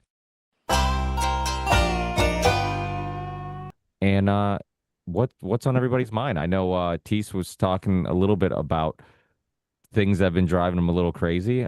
Usually he eases his way into the show before he goes on a rant, but we figure, like, why not start off with some quick energy, a quick espresso shot right from the get-go, with Teese letting us know what is driving him crazy. Let it out, Teese. That's the simplest way I can describe it. Everyone seems to think that tyranny doesn't apply to them, that it's a matter of which channel they tune to. And as long as they huddle together in a large enough group, reality doesn't apply. And I think that, like, we literally, if we haven't gotten to the point of going door to door or just trying to spark up conversations, then we aren't putting in enough of an effort ourselves. And I've done this, so I understand that by and large, it feels like wasted energy, but we're up against a wall of a system that's not going to go away. It's going to pop. And I really wonder what's going to happen to the average person in the face of that. And it's a conversation I've had with Charlie before, and it was in the documentary that I made about him when he's talking about it. It's like, and then I go outside and I look at the general public, and it's like, they're not going to make it. You're not going to make it, you know? And it's like, that's the realistic kind of just like, grim face of what's bubbling to the surface right now is people are fucking clueless. They have absolutely no idea what's going on. They don't know what to do about it. They're either going to vote harder or they're going to vote harder about whether they vote harder. And it's like just this intergenerational kind of like boomer babysitting club where everybody's just supposed to sit around and pretend that the uninformed opinions matter. No, shut the fuck up. And it's just like, why can't the people who have been doing this for a really long time, and I'm not talking about me, Corbett, Richard Grove, Passio, pick any number of different OGs. Why can't we just pass the mic to them rather than make it a cult of personality that everybody gets wrapped up into sucking the dick of whoever the new kid on the block is? Whether he pretends to be a Professor Yee, or whatever the hell Sneeko is. Is that a person? Is it a sneaker? I don't fucking know. Why the hell do we turn into these bullshit motherfuckers? Fuentes, what the hell is that? It's all just a giant LARP session of cuckold cowards who fall into the bracket of conspiratainment because they don't have it in them to grow up and actually do anything relevant. Fuck this bullshit. It's a goddamn waste of time and it's a never-ending conversation, and people actually have to apply themselves to real-world action, or we're going to be here next week or the week after that, and things are going to be worse, but it's going to be the same basic dialogue. And I'm just in a constant state of morose frustration because of it, because I've been doing this long enough where I see that people reach that state and then they turn off. And that's the opposite of what we're supposed to do. We're supposed to turn on. We're supposed to go out there and help other people understand the situation, but everybody's just waiting for the bubble to pop. And when that happens, the public gets dangerous. So that's what we're looking at right now. And I don't know what comes out of that. So someone else jump on with something that makes it all sunshine and rainbows, because I think it's going to rain pretty hard. Well, Sneeko's a streamer. I don't know what it is about streamers, and so is Fuentes. I don't know what it is about streamers that all of a sudden they're the new big thing where like people are going to streamers for news. And I get the appeal of Hrvoje because he's hilarious and nobody takes him seriously. And for the longest time, I didn't know why my kids liked Hrvoje. I'm like, who is this guy? Why? Like, okay, I get it. He's kind of humorous. He's kind of, just spontaneous. But when it comes down to like Sneeko and some of these streamers that are now giving you news and opinion, and when you look at their streams, like they're kids, like they're just saying random things. They're just trying to get attention. It to me, I just think it appeals to young people. So you get their attention early, right? As a streamer, they like them because they stream and they play video games. I'm assuming that's what they do. That's what streamers do. They play video games, and then because now you have this audience, you start kind of changing what your content is. It goes from like streaming video games to now like, hey, let me share some of my thoughts. Let me share some of my opinions. And now you have them kind of, you kind of got them by the balls. Now you have them like kind of following whatever you say. And a lot of these young people don't realize that they didn't get attracted to them because they had important or valid or interesting opinions, but it was just you were a fan of their content. Yeah, the cult of personality. This is literally what I'm saying. It's like people just want whatever sparkly dildo is lined according to their circle jerk favoritism, and then that's the denomination of what they regard reality as, and it's going to get them fucking killed. So it's like, when does the cult of personality take a back seat and we can all just point out the fact that the emperor has no clothes? Well, remember, this started with PewDiePie. They tried to get him to talk about some bullshit that he wasn't interested in talking about, and then he just left, right? So that you get big enough, and then the voices in your head start, right? The people come and say, no, you've got this audience, you got a lot of people following you, a lot of kids, impressionable. That's when you get pressured to say one thing or not say the other thing. Those people are ops. Nick Fuentes is an op, I mean, like he maybe started off as some kid doing authentic work. He's certainly, by all accounts, a bright guy, but you don't get to that level without having some sugar in your gas tank. You know what I mean? Like they've got, there's a reason why these guys are allowed to, there's a reason why Richard Grove isn't in their position and they are. And it's not because of the quality of the content, you know what I mean? It's not a contest to see who's got the best content, because if that were the case, you'd be seeing Corbett there instead, right? But you don't. So it's who's controllable, who's got a message that can take people into a brick wall or a cul-de-sac or something and waste their time. Yeah. There's a lot of those big names out there. Those are guys that are good at doing it. You know, Ricky, mainstream alternative media, as they call it. Yeah, Ricky, you used the word attention, and you know, there's more than one way of looking at people who become successful. One is that you could say that they're getting a lot of attention, but you can also kind of flip that and say, well, the algorithm is creating a lot of attention for them. And I think Tim Pool is probably like the best example that I can think of somebody who I think I never knew who Tim Pool was before the algorithm started pushing Tim Pool into my feed. And at that point, you have to start, asking yourself how much of this attention is generated. Nick Fuentes. So for a short time, I was involved with this guy who was a U.S. intelligence asset. I had three different startups that I worked with on him. And at one point, he asked me if I wanted to go to I was taking pictures ostensibly. And he asked me if I wanted to go to the American Renaissance Conference, which is a white people are not so bad conference in Tennessee.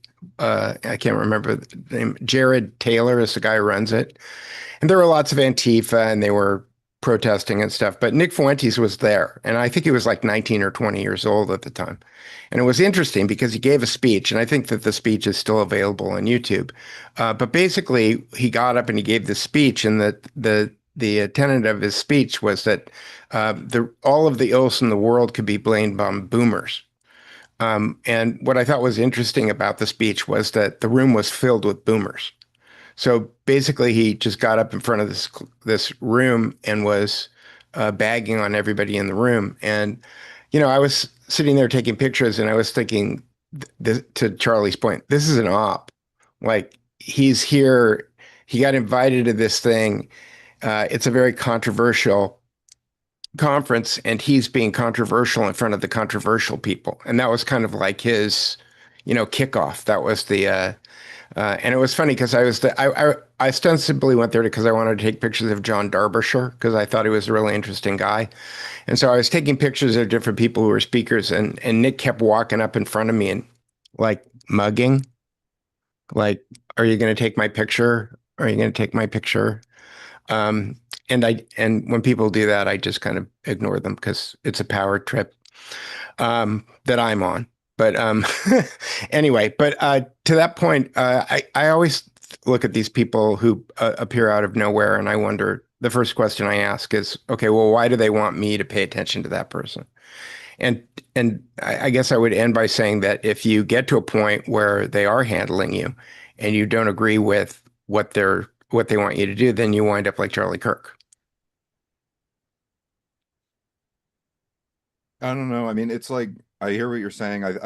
There's an interesting report that Catherine Austin Fitts put out that details her time as a whistleblower and the various different, like $46 million or something like that the federal government spent trying to litigate against her. She hired 3 different security teams in order to be on site at her house, one of whom was a biowarfare expert who advised her to purchase birds because if the birds die, get out of the house, things like that. So it's like, I wonder if I really don't know enough about the Kirk thing. I think it's all bullshit and that it was probably just like, an elaborate psyop that folds back on itself 1,000 times.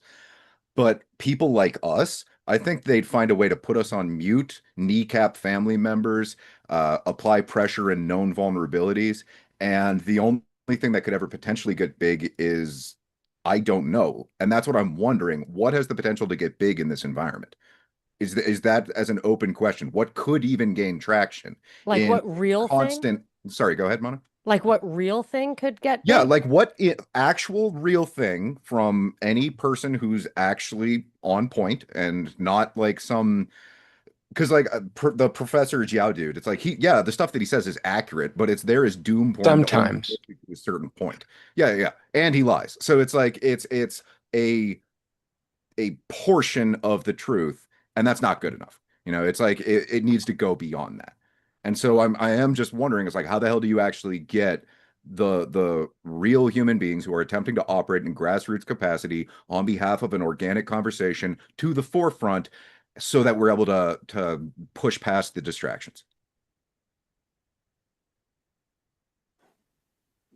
Well, you're not going to do it through the traditional media, I don't think. Well, no. Because that's gate kept. You know what I mean? So I think that maybe, I don't know, maybe this information needs to remain underground. You know what I mean?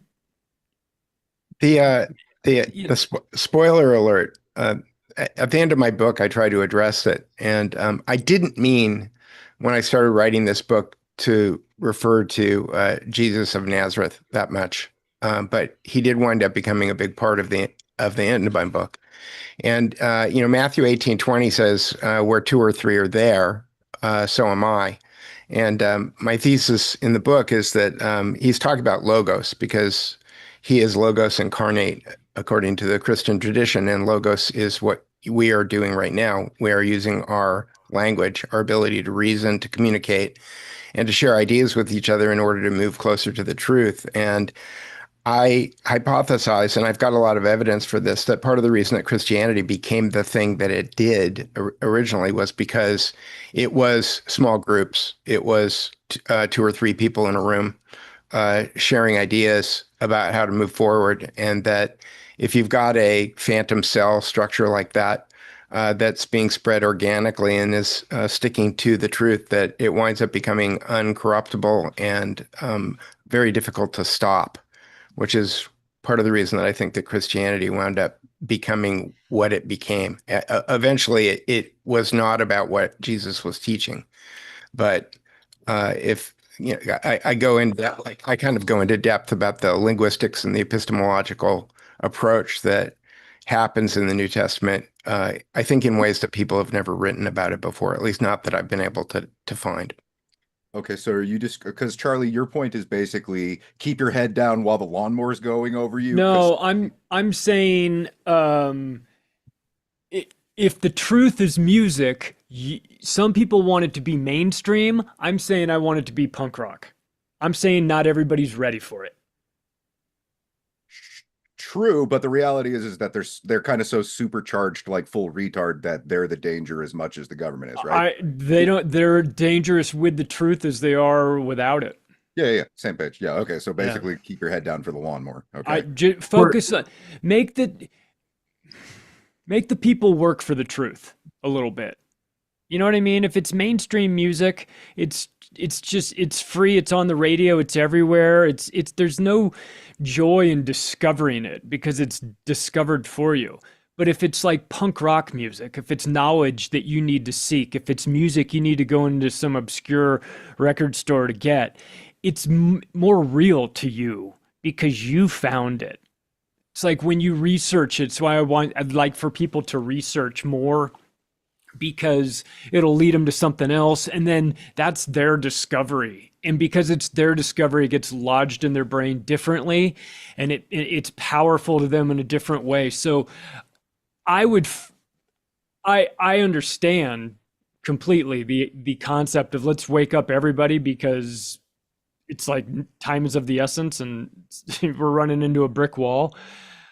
I'm just saying, I don't know if those people will really ever wake up anyway, but if you make the truth cool and elusive and something that only a select group of people can get to, I think it's more valuable to them. And if it's valuable to them, they'll hold on to it a little bit tighter.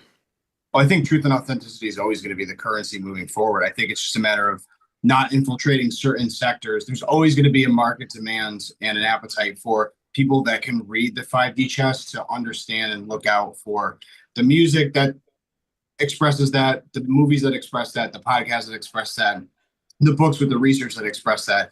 I think for me, my only consideration is I think the industry that's due up for that kind of reset, for a full crash and fall and start over would be Hollywood, because I mean, this may be a good lead in this to Odyssey for anybody who wants to pick it up. I haven't seen it yet, but I mean, at least for myself, I feel like they need a full market crash in Hollywood to have the people who really strive and are hungry to make the art indie films that want to like basically flood the zone with all risk and no reward to actually basically work up the chain and expose the truth and have the platform and space to do it.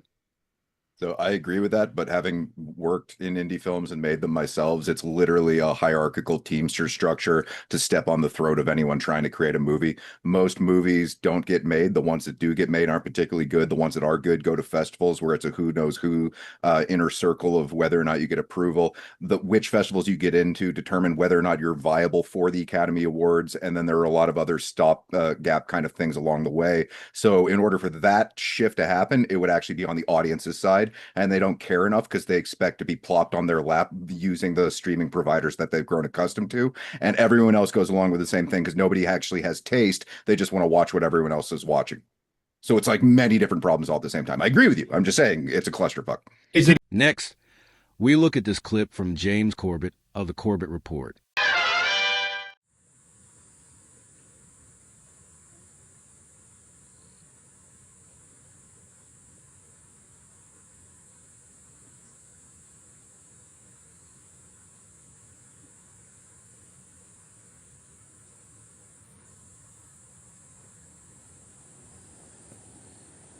Oh, hey guys. Didn't see you come in. I'm James Corbett of the Corbett Report, coming to you from the sunny climes of Western Japan in July of 2026. Welcome to episode 506 of the Corbett Report. They don't want you to read. And as you might be able to guess from a title like that, yes, this is a story about our accelerating descent down the slippery slope of idiocracy and towards the nadir of 21st century society.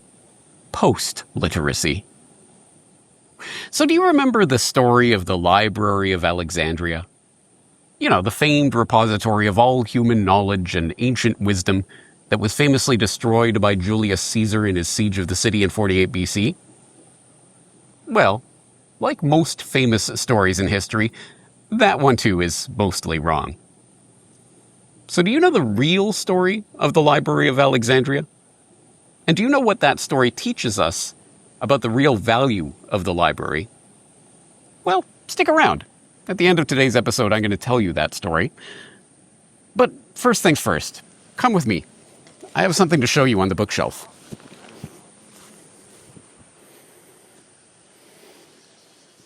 All right, where is it? Here we go. All right, listen to this. The universe, which others call the library, is composed of an indefinite, perhaps an infinite, number of hexagonal galleries with enormous ventilation shafts in the middle, encircled by very low railings. From any hexagon, the upper or lower stories are visible interminably. The distribution of the galleries is invariable. 20 shelves, 5 long shelves per side, cover all sides except 2. Their height, which is that of each floor, scarcely exceeds that of an average librarian. One of the free sides gives upon a narrow entranceway, which leads to another gallery, identical to the first, and all the others. To the left and to the right of the entranceway are 2 miniature rooms. One allows standing room for sleeping, the other, the satisfaction of fecal necessities. Through this section passes the spiral staircase, which plunges down into the abyss and rises up to the heights. In the entranceway hangs a mirror, which faithfully duplicates appearances. People are in the habit of inferring from this mirror that the library is not infinite. If it really were, why this illusory duplication? I prefer to dream that the polished surfaces feign and promise infinity. Now, hopefully you recognize that as the opening passage of Borges's The Library of Babel. And I say hopefully you recognize it because I hope you remember that I did cover it in a previous edition of Film, Literature, and the New World Order. Link in the show notes if you don't recall that episode of the podcast. But yes, if you're going to talk about the value of reading, I think any such exploration would be incomplete without a word from Jorge Luis Borges, probably the most inveterate reader amongst all writers of the 20th century. I only think of reading and of writing in terms of happiness. If you don't feel happy when you're reading or when you're writing, then or if you don't feel greatly moved, then you're not really reading or writing. The whole thing is merely reading, I mean, for examination marks, and that of course, I won't say that way madness lies, but that way dullness lies. Are you really saying that all writers should enjoy? Are you saying that writers should enjoy writing? Well, of course they should. At least I do. I mean, I have to toil, I have to work, but at the same time I'm enjoying it. After all, I have chosen that literary fate for myself. I don't know about you, but I could listen to Borges speak, or more to the point, read his writing for hours and hours. But it does raise the question, what is the value of reading? Why should the writer or the reader be happy in their task? Well, let me answer that question by countering it with another question. Do you think I can adequately explain that in an audio-visual medium like this? What if there is some essence of information that cannot be adequately conveyed in this medium in which I am talking to you? What if it could only be conveyed in the linearity of the printed page? An interesting idea, worthy of further exploration. And I am tempted to start quoting from this book, but I fear that I will lose the very audience that I am trying to reach with this podcast if I get into such a dense tome. So let's start out with one that's a little bit easier and more entertaining to read, but still that makes important points. This is called Amusing Ourselves to Death. It's by Neil Postman. I have referenced it many times in the past. If you haven't read it yet, why not? It's not a voluminous read, and it's relatively easy to read, and it makes some important points, like this one. What is television? What kinds of conversations does it permit? What are the intellectual tendencies it encourages? What sort of culture does it produce? American television is indeed a beautiful spectacle, a visual delight pouring forth thousands of images on any given day. The average length of a shot on network television is only 3.5 seconds, so that the eye never rests, always has something new to see. Moreover, television offers viewers a variety of subject matter, requires minimal skills to comprehend it, and is largely aimed at emotional gratification. Even commercials, which some regard as an annoyance, are exquisitely crafted, always pleasing to the eye and accompanied by exciting music. There is no question but that the best photography in the world is presently seen on television commercials. American television, in other words, is devoted entirely to supplying its audience with entertainment. But what I am claiming here is not that television is entertaining, but that it has made entertainment itself the natural format for the representation of all experience. Our television set keeps us in constant communion with the world, but it does so with a face whose smiling countenance is unalterable. The problem is not that television presents us with entertaining subject matter, but that all subject matter is presented as entertaining, which is another issue altogether. Entertainment is the supra-ideology of all discourse on television.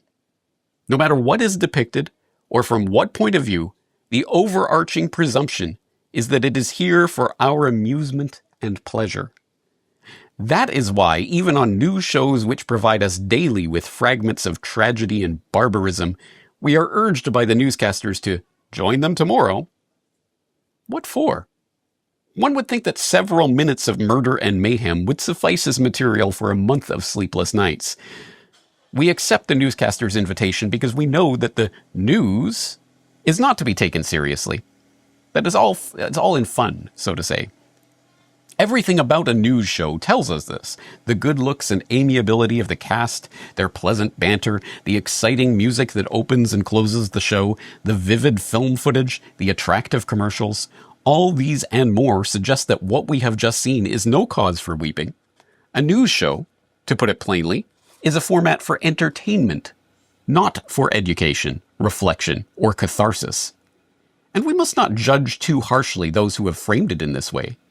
They are not assembling the news to be read, or broadcasting it to be heard. They are televising the news to be seen. They must follow where their medium leads.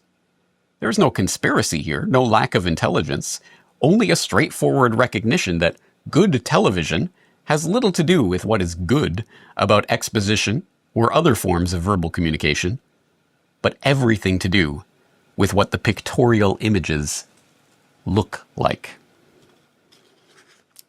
The medium is the message, one might say, and others have said that in the past.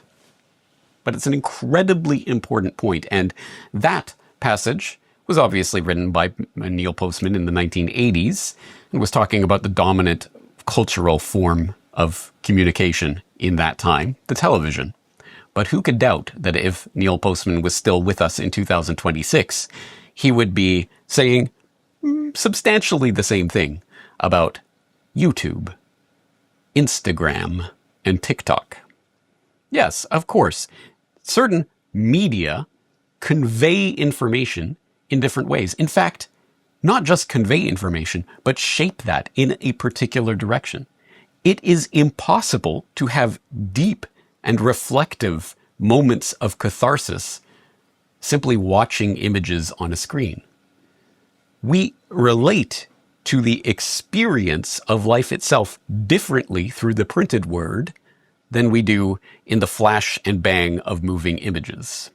So how could I ever possibly truly express the depth of any of these books in a format like this? It's something that occurs to me all the time when I am creating this podcast. For example, case in point, that clip of Borges that we just watched was not the clip of Borges that I thought was most pertinent to today's conversation. It wasn't the one that I thought really got to the heart of the matter in the most deep way, but it was the one that was televised. It came from a television interview, so of course, it suggested itself to me, well, this is the way to keep people's attention. There's a moving image attached to this. The clip that I actually wanted to play is just an audio recording of Borges speaking. And yes, I could get Brock to pretty it up with maybe B-roll footage of Borges and or a picture of the cover of the book, some subtitles, something going on to distract the mind while Borges is talking. But doesn't that defeat the point of a clip like that in the first place? These are the types of considerations that you as a viewer might not understand are going on, but they are going on in every single video you are consuming instead of every book you are reading. So it occurs to me that, for example, as I've expressed in the past, every time I do a major documentary production, I follow it up with a reading list. And for example, I've expressed, you cannot possibly understand the World War I conspiracy from watching the World War I conspiracy. You get to dip your toes into that material, but in order to understand it, you need to read all of the books that I've recommended on that topic. Or if you want to understand false flags, the secret history of Al-Qaeda, you have to read the entire shelf of books that are on my bookshelf devoted to that topic in particular, and likely many more that could and should be read on that subject. And then you start to engage with the material. But if you just watch the documentaries, if you just are consuming videos, I think you're not getting to the heart of the matter. And beyond that particular problem is the larger problem.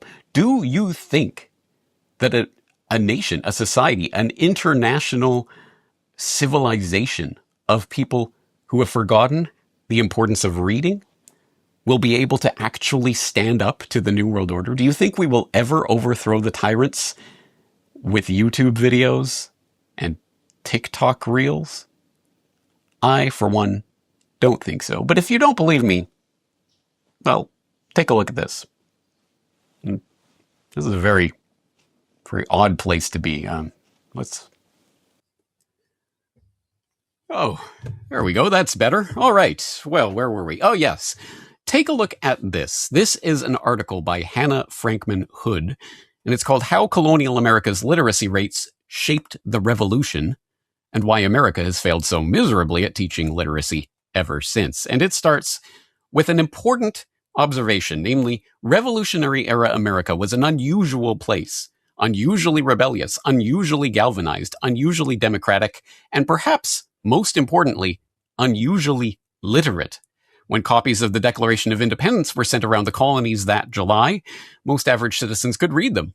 Among the white male population, 70% were literate. In New England, that number was even higher. Roughly 80% of adult men could read, and estimates place the female literacy rate somewhere between 45 and 67%. A modern reader raised on public schools and the assumption that every American can read as a birthright might not be impressed. But that number is actually equivalent to America's literacy rates today. 21% of the American adult population is still functionally illiterate, despite nearly $1 trillion of annual spend and up to 13 years of legally mandated school attendance. Colonial America's high literacy rate was shocking for its time, arguably a cause, not just a correlation, of the Revolutionary War and the innovative society that followed.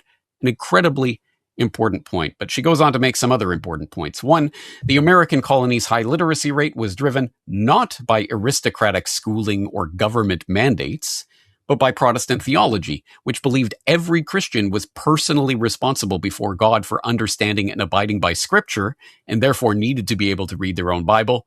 And also, more practically, many of the settlers and frontiersmen of the day were landowners, which required documents to be read. So reading became an imperative frontier skill, and families acquired it and passed it on to their children. This was fundamentally different from anything that had occurred in the West, at least since the time of ancient Athens. And she goes on to talk about what you will no doubt know from my exploration of the media matrix and my online mass media history course. Gutenberg invented the printing press in 1440, and suddenly books were accessible and dropped to a fraction of their former cost and could be mass-produced. And actually, the entire American experiment was the offspring of the printing press, going back to the Protestant faith that drove hundreds of thousands of religious refugees to America, and then continuing on with that revolution being propelled by writing. As I have discussed before, Thomas Paine and Common Sense, it was a bestseller, the likes of which can hardly be understood today, that truly changed the mindset of the average colonist into that of an American, an independent, a revolutionary. That was done through writing, through reading. As Hannah Frankman Hood goes on to say, one of the most interesting parts of the whole American colonial story is that an entire population of primarily low-class immigrants and subsistence farmers maintained literacy rates that were in their own right revolutionary, and which to this day large educational systems with the full weight of government behind them struggle to surpass. And she makes an important point to the would-be naysayers. One could object that colonial literacy meant the ability to sign your name, not the comprehension standard reading is measured by today. But the book sales of the era and the required reading levels to consume those books tell a different story. Take as example Thomas Paine's 1776 pamphlet, Common Sense, which reportedly sold over 100,000 copies in the first 3 months alone to a population of 2.5 million. Common Sense is not light reading and includes such words as timorous, consanguinity. I don't even get to say that word very much. Extirpate and pecuniary, at least one of which nearly every college graduate you know today would likely have to look up. And yet Paine was writing in intentionally plain language compared to the average political pamphlet of the era. He wrote Common Sense for the ordinary farmer and tradesperson, not the educated class, which in itself illustrates how much higher the literacy baseline in colonial America was than it is today. And she goes on to talk about the schooling aspects of this and how we arrived at the crisis point of 2026.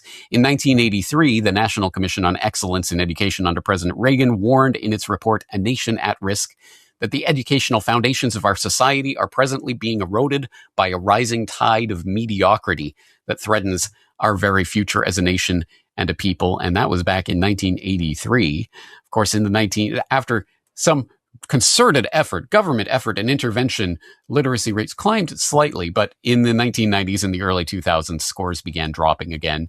Then there was 2001's No Child Left Behind and 2010's Common Core, but those interventions, surprisingly, didn't work. Reading scores have continued to drop in the following decades at the most alarming rate in American history. And she goes on to talk about that phenomenon and why it is so important. And this comes from someone who styles herself as a renegade educator and a homeschool advocate. So I think the point is well made that, yes, we do not require a massive national government run system in order to teach children how not to read these days.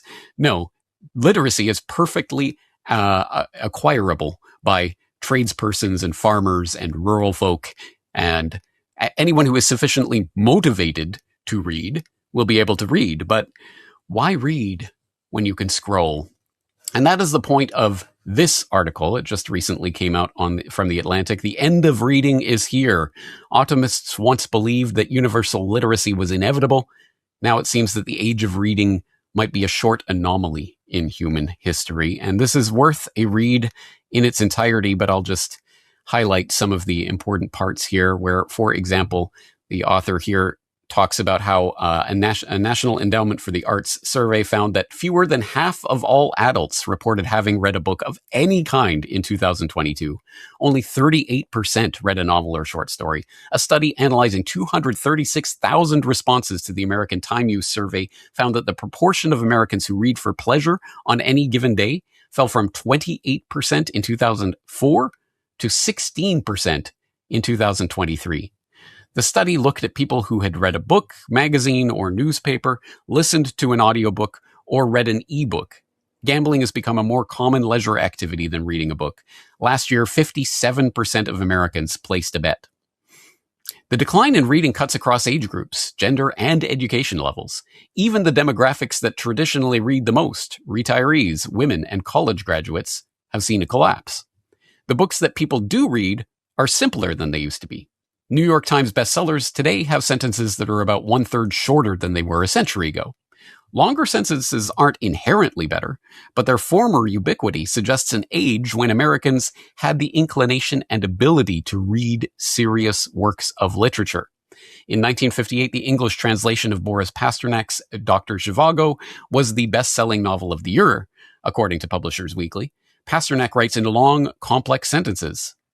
On that warm gray morning in the mountains, Zhivago felt sorry for the Tsar, was disturbed at the thought that such diffident reserve and shyness could be the essential characteristics of an oppressor, that a man so weak could imprison, hang, or pardon. Is that even so complex a sentence? Anyway, maybe that's a reflection of where we are. In 2024, in a national test, just 35% of high school seniors were proficient at skills such as analyzing complex fictional themes and evaluating the effectiveness of an author's argument. About the same number scored below basic, meaning that they may struggle to draw conclusions from concepts explicitly included in a text, or to use context clues to determine the meaning of an unknown word. Adult literacy scores have also dropped. Nearly 30% of American adults cannot paraphrase or make inferences from a multi-page text. In 2017, that number was less than 20%. It dropped 10% in less than a decade. The author goes on to talk about Margaret Rennick's Harvard Assistant Director for Humanities and Social Sciences Support, who found herself having to explain to students at America's most elite university taking a course in a discipline rooted in written observation, argumentation, and analysis that excerpts and summaries cannot capture the depth and sophistication of a complete primary text, which I guess will come as a shock to those growing up with the AI summary of texts, even AI summary of emails that people are relying on. Who has time to read an email? The written word is fundamentally different from oral language. Writing detaches the message from the messenger, allowing for a more dispassionate spread of information than was possible in oral societies. Because writing a phrase takes longer than speaking it, writing forces the author to slow down and reflect. Written language tends to employ more complex sentence structures and vocabulary than spoken language. And unlike speech, it doesn't disappear into the ether. Readers can return to a text and plummet for new meaning and understanding. Because writing endures, individuals can temporarily forget what they've written, but trust that it won't be lost forever. This frees up the mind to think of new ideas and make new discoveries.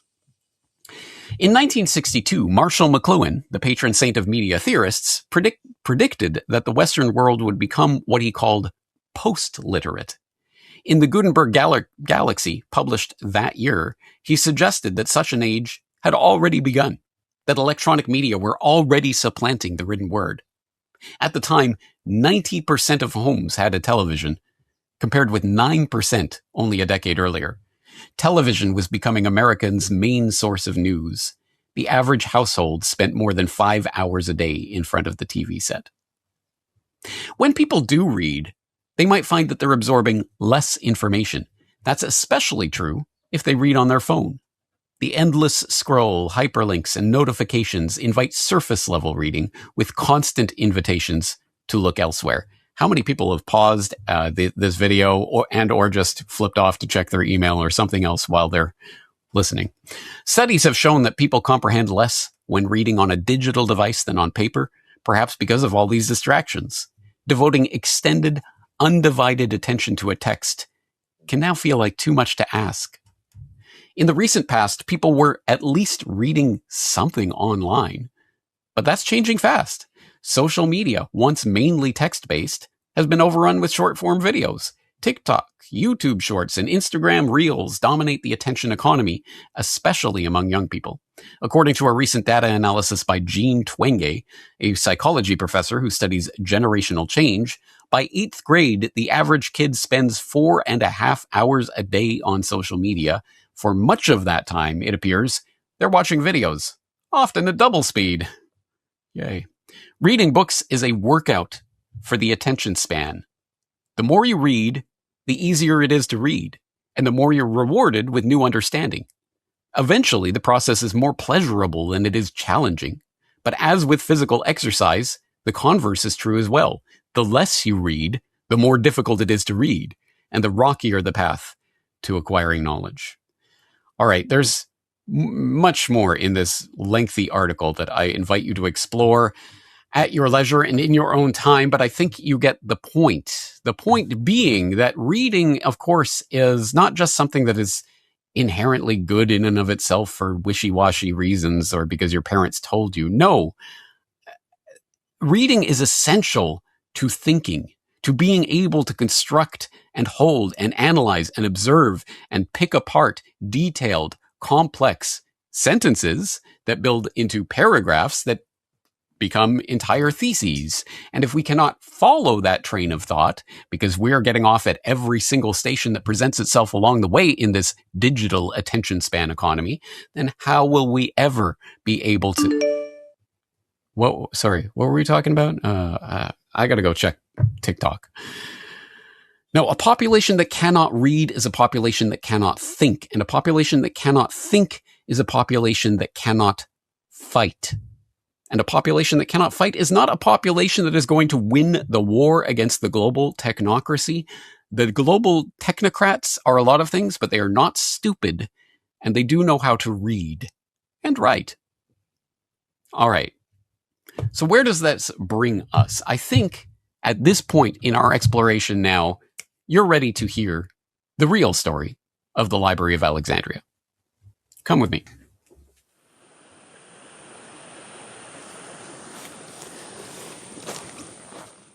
All right. This is something that I wrote, appropriately enough, with pen and paper. And I'm going to break all the rules of audio, visual, medium presentation that I taught you about today in the most unexciting, textual way possible. Are you ready to read with me? This is called The Library of Alexandria is Not on Fire. The Lighthouse of Alexandria, built during the reign of Ptolemy II in the 3rd century BC, may have been immortalized as one of the 7 wonders of the ancient world, but students of the esoteric know that the real wonder of Ptolemy II's reign was the library. Conceived by Demetrius of Phalerum, designed by Ptolemy I, constructed by Ptolemy II, the Library of Alexandria was the most remarkable, the most impressive, the most tragic library in history. Did Xenodotus of Ephesus while away the hours perusing the original manuscripts of Homer in some nook or cranny of that marvelous monument? Did Eratosthenes of Cyrene calculate the circumference of the earth from the shade of those hallowed halls? Did Aristarchus of Samothrace sharpen the sword of his immense intellect by cutting the first poetic lines, while Hero of Alexandria distracted him with the infernal rattle of the world's first steam engine, thereby no doubt igniting the first round in the never-ending fight between the library shushers and the library loudmouths? Maybe. And what scrolls, precisely, were to be found on those shelves? What obscure gems of esoterica, what wondrous tales of the ancient world, methodically captured and dutifully copied from every passing ship to alight in Alexandria's harbor, were stored in its archive? The true history of the antediluvian world? The account of the Nephilim and other rare tales long since forgotten or methodically expunged from the historical record? We know of the lost plays of Sophocles, Aeschylus, Euripides. But what of those works of literature, astronomy, medicine, philosophy that we don't know we lost? Did the hidden parts of the library contain works of magic, spells, ancient and arcane knowledge of gods and divine powers and zero-point energy? Did those scrolls tell us about the building of the pyramids, of Göbekli Tepe, of the sea peoples, of the flood? Maybe. And how many scrolls were lost anyway? 40,000? 400,000? 700,000? Maybe. Of course, we don't know the details of the library and the secrets of its shelves. That's why it haunts us. Upon the blank slate of that mythical repository, we can project anything we want. The library is not that thing out there in Alexandria at a given point of time. It is in here, in our imagination, populated by our dreams and our nightmares, carrying our hopes, reflecting our fears. But what of its fate? What do we make of the great conflagration that sent this hard-won knowledge up in columns of smoke back to the heavens from which all such knowledge derives? Here again we find more of projection and fantasy than of past and facticity? I have a hard time reading my scroll here. Indeed, as it turns out, the various rumors of the library's death have been greatly exaggerated. Julius Caesar lighting the library ablaze during his siege of Alexandria in 48 BC?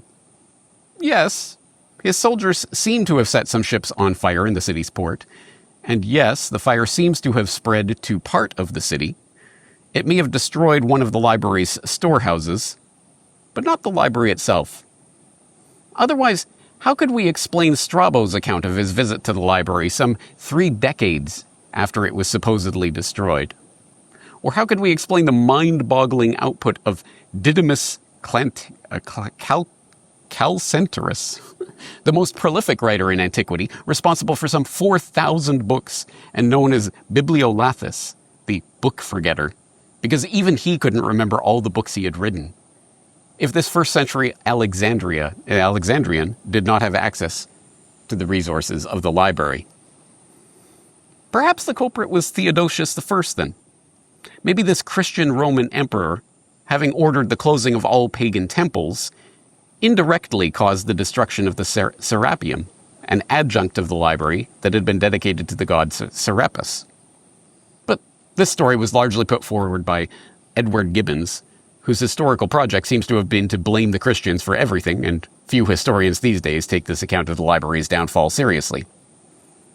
Ah, I know.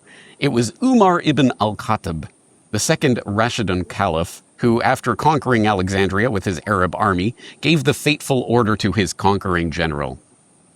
If those books are in agreement with the Quran, we have no need of them.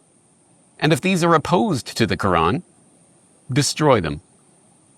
And it is said that the general gave the order to fuel the fires that heated the city's public baths with the books from the library, and that these books kept the fires burning for 6 months.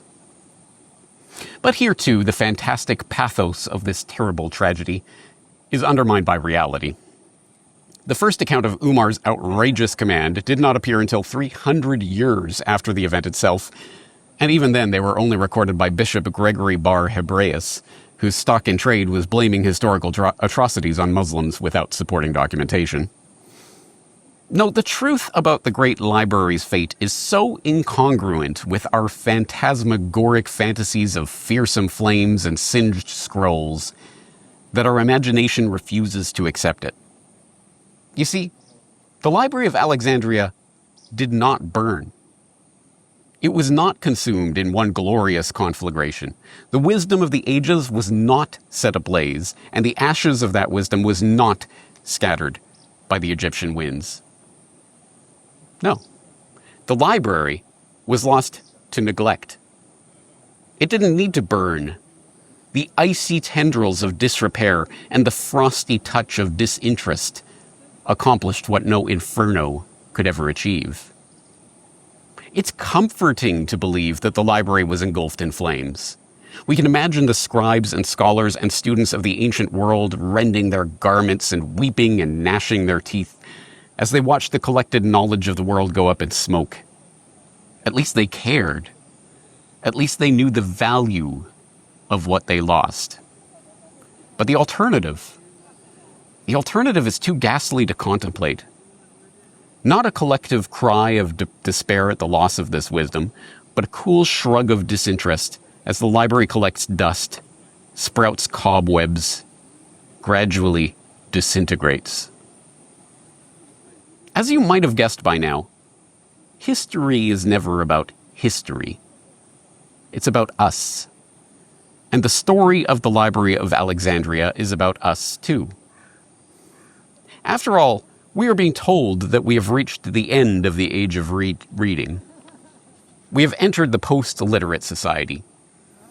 We no longer read books, wrestle with ideas, or contemplate the great works of the ages. Instead, we engage in the infinite scroll.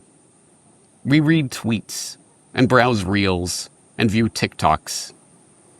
We chase the ever-diminishing high of the evanescent dopamine rush as we get further and further away from what it means to be human. The modern Library of Alexandria is disappearing before our eyes, but it is not being consumed by flames. It's crumbling into disrepair as we scroll on to the next post. So this is the way the library ends. This is the way the library ends. This is the way the library ends. Not with a bang, but a whimper.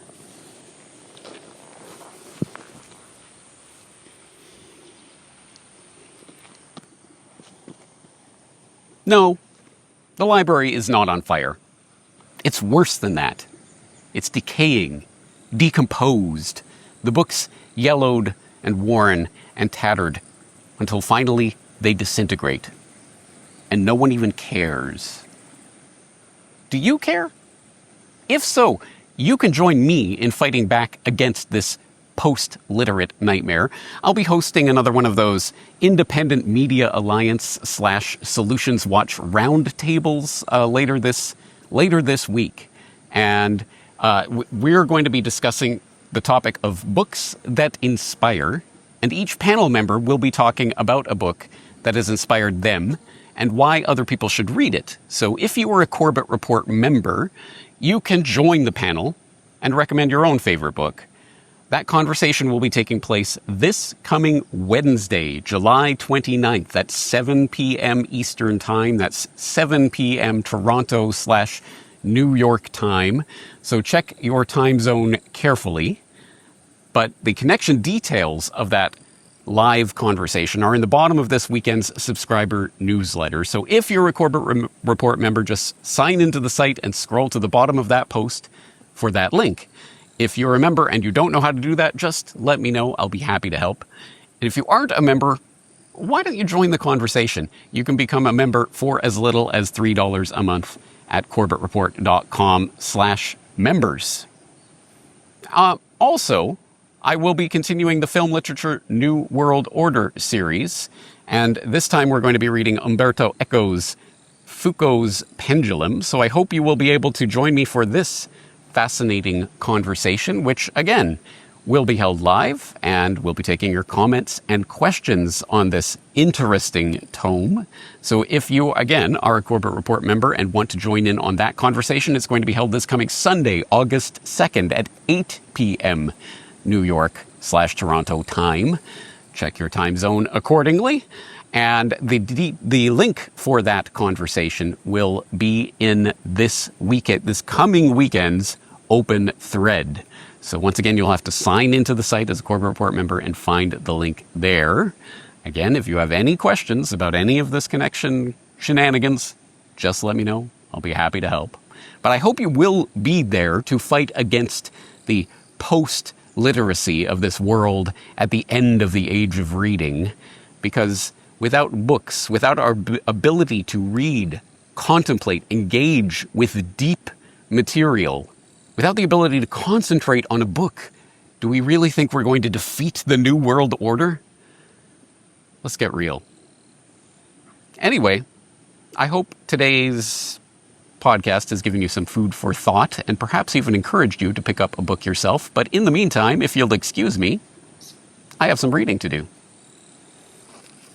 Take care.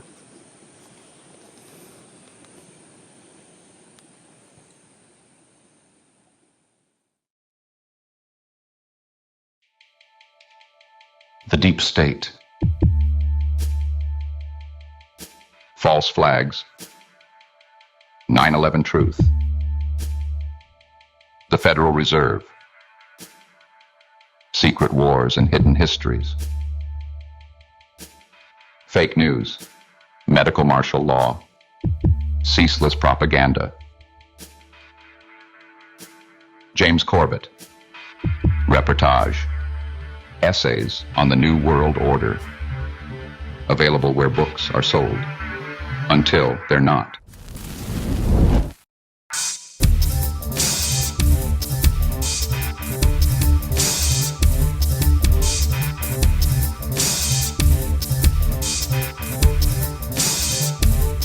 Reportagebook.com.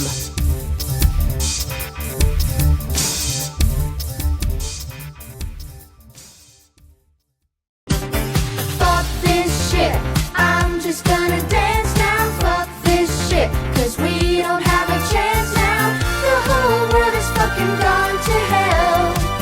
Makes me wanna fucking scream and yell. Fuck this shit, I'm just gonna dance now. Fuck this shit, cause we don't have a chance now. Guys, all rock. Thank you for being here and hanging out and being a part of the show. We do love the hell out of you, and we can't do the damn thing without you. It's a value for value gig here. If you're new here, you're kind of, just getting into the thing. This is how the show works. Every time you see not only AM Wake Up, but every other show that airs on the channels, all of that content comes to you for free. Nothing is ever going to be put behind a paywall. There's no subscribe to this to get that. You don't have to learn a secret handshake. We get $0 from advertisers. We get $0 from paid sponsors. That's why you don't hear 10 or 12 minutes of ad reads and shit at the beginning of the show or throughout it, because it doesn't exist in this environment. Instead, if you guys see value in what we're doing, you like the conversations, you like the guests, you like the jokes, whatever it is, if you see value in that, send it this way, and that's how we get to do the thing. There's a whole bunch of different ways that you can participate. There's a couple of things that we definitely need to see from you guys. Most importantly, time, talent, and treasure. Time and talent, because it's just me doing all of the things 7 days a week in order to make sure that you guys see this stuff and I participate. Seconds, hit the fucking like button. It's not going to break your wrist. I promise. I promise. On the talent end, if you make clips, please do that and get them out there. I don't care if 3 people are going to see it. If you tag us, we'll retweet it too, and then 3 more people are going to see it. The way that we're buried in the algorithm. But it helps. Every little bit helps. Exact same philosophy applies to the treasure part. Every little bit helps. If you're at all in a position to contribute to independent media, all of the direct donate links, including Bitcoin, are in the description. So if you have, 55 Bitcoin and you want to give the show one, it's going to get dispersed to at least 5 other content creators that day. Kind of a fucking ass clown wouldn't have the heart and compassion to donate to baby Steve. Now, let's take a look at some highlights from AM Wake Up from this week. Make sure to support and share the show to keep this great channel going. Share the show. Share the show. Share the show. Share the fucking show.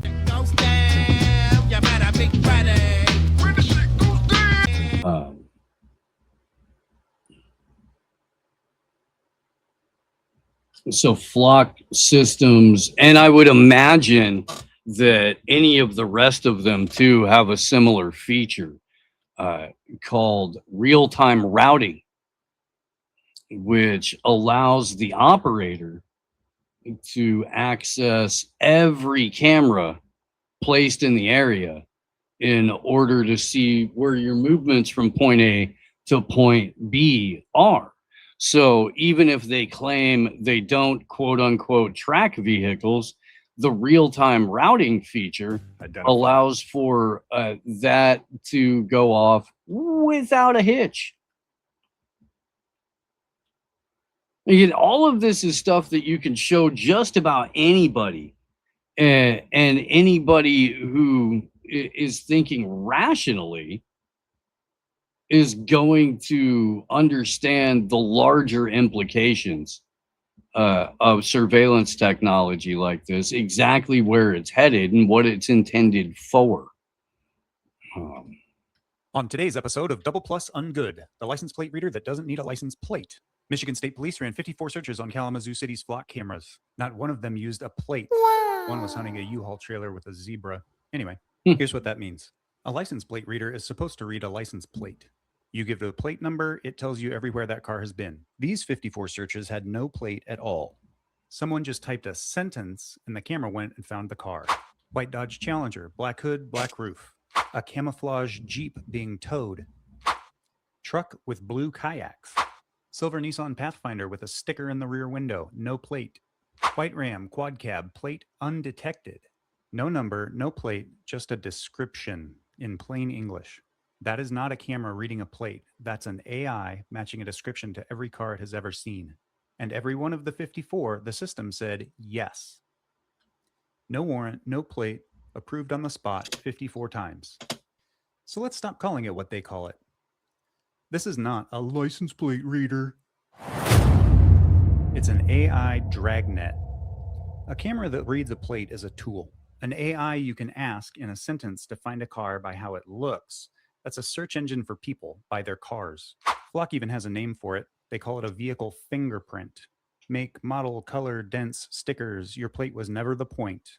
And it does not forget. Every car it ever saw is still in there. Point that at everyone forever and you stop reading plates. You start building a dossier.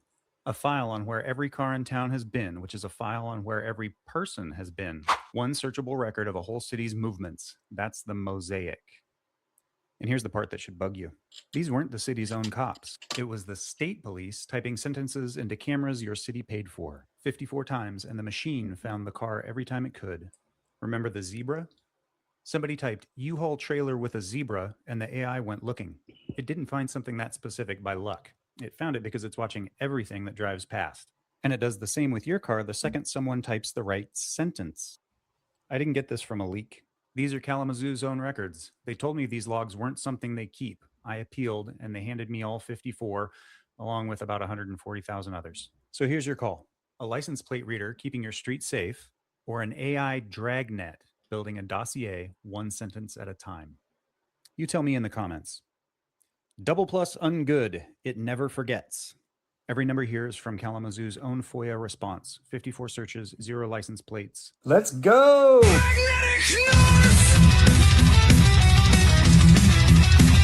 Yep. Yeah, when we tell you this stuff, it's because it's true. It never was about the license plate. It's never about what they say the product's for. You're definitely not reducing crime the way that you brag about it. You don't produce any studies on it.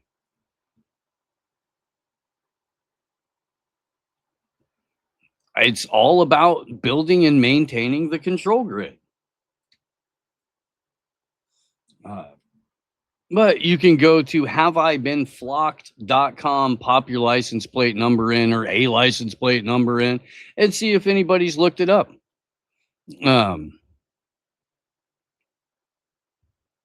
So that's a handy tool to see if there are any law enforcement agencies that are trying to keep tabs on you. Now, this is just a little bit more on what we've been discussing over the last couple of weeks with the opposition,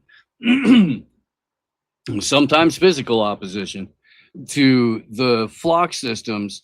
Has been an opportunity for other companies to swoop in and capitalize on the centralized or localized dissent. Most, I guess, prolifically in terms of that is Axon.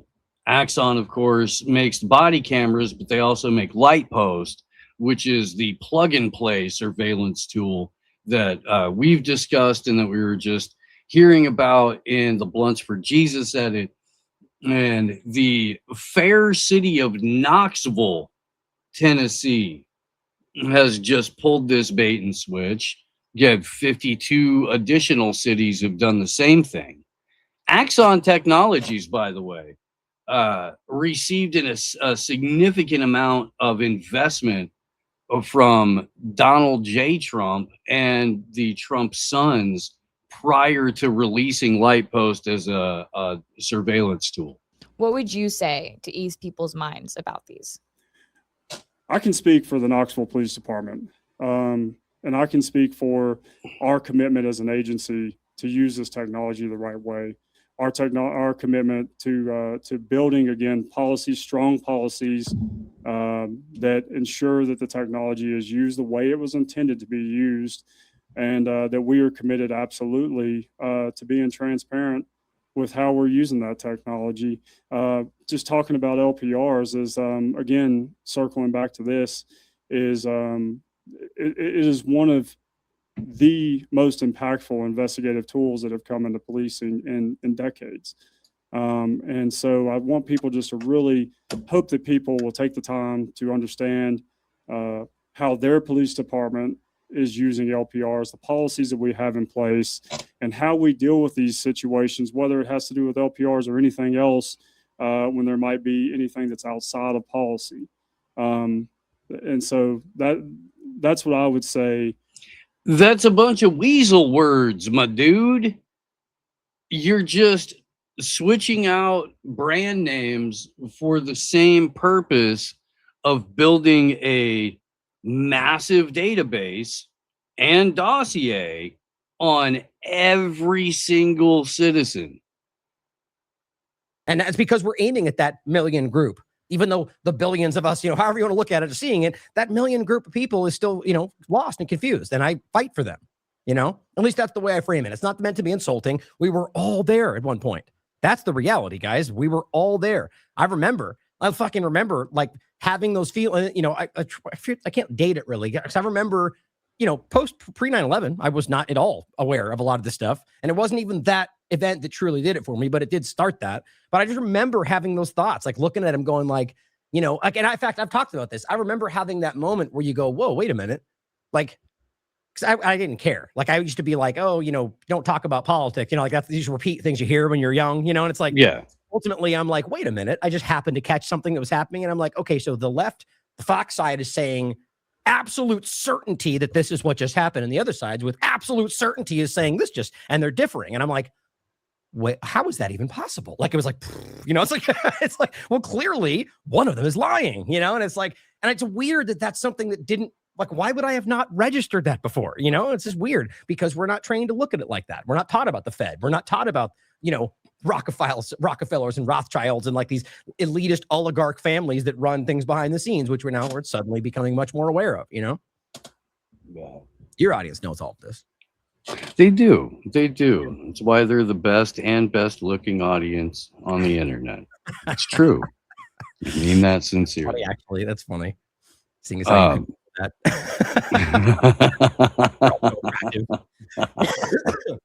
I'm not above a little pandering. Yeah. I'm not.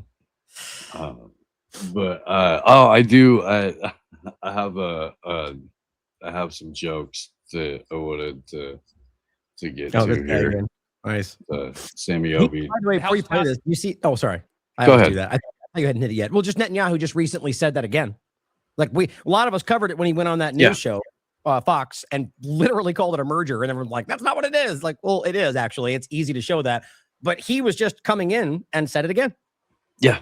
It's just nuts. I mean, we need to, at the very least, he sees it that way. So that makes it a relevant way to frame it. It is anyway, because it's the truth. But that's the clip where they're in front of the plane, him and his little pig goblin wife. Yep. Yeah. We rolled that yesterday. But yeah, Sammy Obi. The House passed a bill that merges the United States and Israel's military. Well, it was nice knowing you guys. This is the worst Avengers movie ever. Every year, Congress passes what's called the National Defense Authorization Act, which I did not authorize. It's called the NDAA, which you have to sign an NDA to be there. Every year, they essentially set the budget for our military. They're like, give them all our healthcare money. This year, they approved $1.15 trillion for the Pentagon, which is why most Americans don't know how many sides that has. Buried in there is Section 219, which essentially merges U.S. and Israeli military technology and information sharing, which I think was already happening, but now it's consensual, I guess. This does not mean that Israel can send our troops off to war. They're already doing that. It basically means the U.S. and Israel will share the military supply chains. It's two bros without the Strait of Hormuz right now. No Hormuz. Pete Hegseth will have to choose an executive to oversee this after checking his T levels, doing what he calls a friendly whiskey push-up test.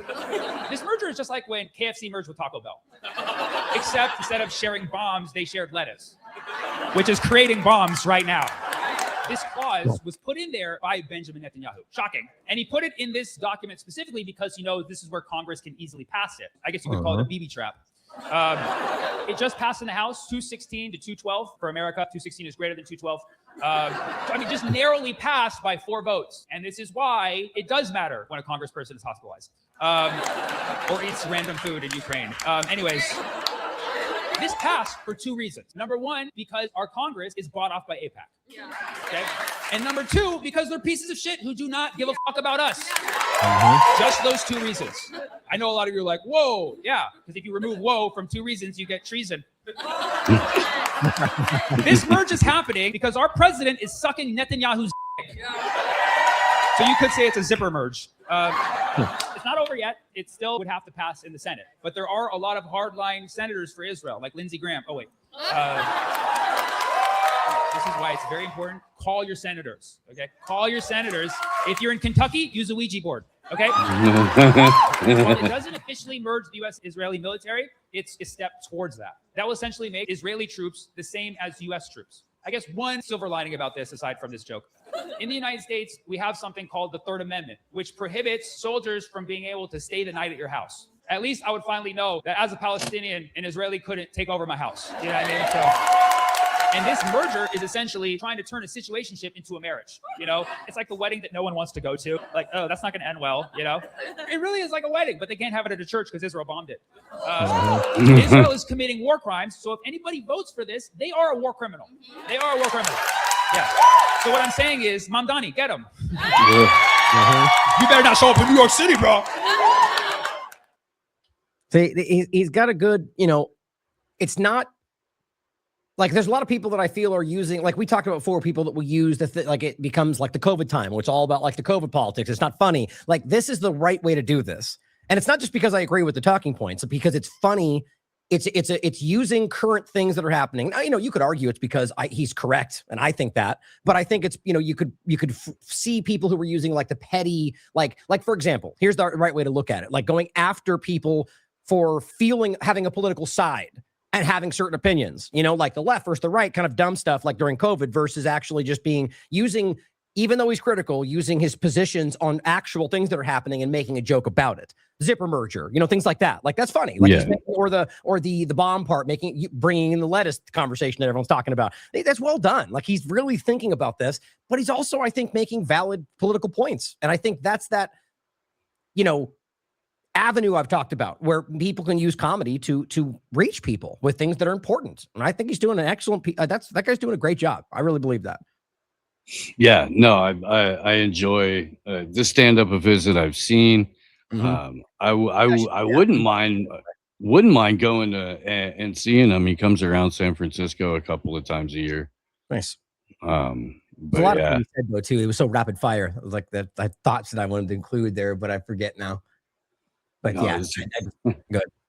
I mean, well, and yeah, I think he's right up front. Kind of acknowledges that it's a one-sided relationship, or at least it's like legal now, or whatever. Whatever the punchline. I can't remember. But yeah, it's less a merger and more just kind of an admittance of standard operating procedure that makes it so that Israel is no longer considered to be engaged in espionage when they do what they routinely do with United. And, go ahead. No, I would just argue and agree with you, first of all. But I would argue that if maybe it was like that at one point, or maybe it was always like I think it is now, but we have to realize that I don't think this is unconsensual now.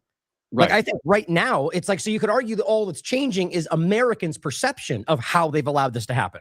You see what I mean? Like, but it could be that they're, because I think we've already seen Israel going above and beyond what is being allowed to happen, and they are, that's part of it too. Maybe because not every single person in power, but who knows? But like Mamdani is a good example though, of somebody who projects the opposition and then falls in line. That's what this always comes down to. And who knows? Maybe you still think he's going to end up being on your side. I just think that he's already shown you that he will at least, even if he has good intentions, pull his punches where it matters. I don't. I think he's part of the problem. I think all these people, I mean, you're going to come out and make a big old thing about how I'm going to arrest Netanyahu and then go, oh, but I can't. What the fuck was that? You know what I mean? Like, you clearly set that up to be used. And I mean, good that you're calling him that. But at the end of the day, you very much could have arrested him. And somebody's making that point right now that they flew over like 4 different countries that are a party to the ICC. Nobody's doing anything, guys. Like that, you need to understand that. Like, that's a choice. And these groups all love to talk about international law and freedom and rights and everything, and then literally don't care about it. But they'll all cheer when Maduro gets fucking kidnapped, and then they steal all the oil from Venezuela. All these points are being made every day. It's not new, but it's just important to hear, But back to go back to what? Just the merger part. But you go ahead and make comment. I think that we should touch on that again. I mean, it's important to point out the 4 countries that stood by and did nothing. And yeah, dude, the little bit of like, stay out of New York. That was a total public relations flop as far as that goes. So either people.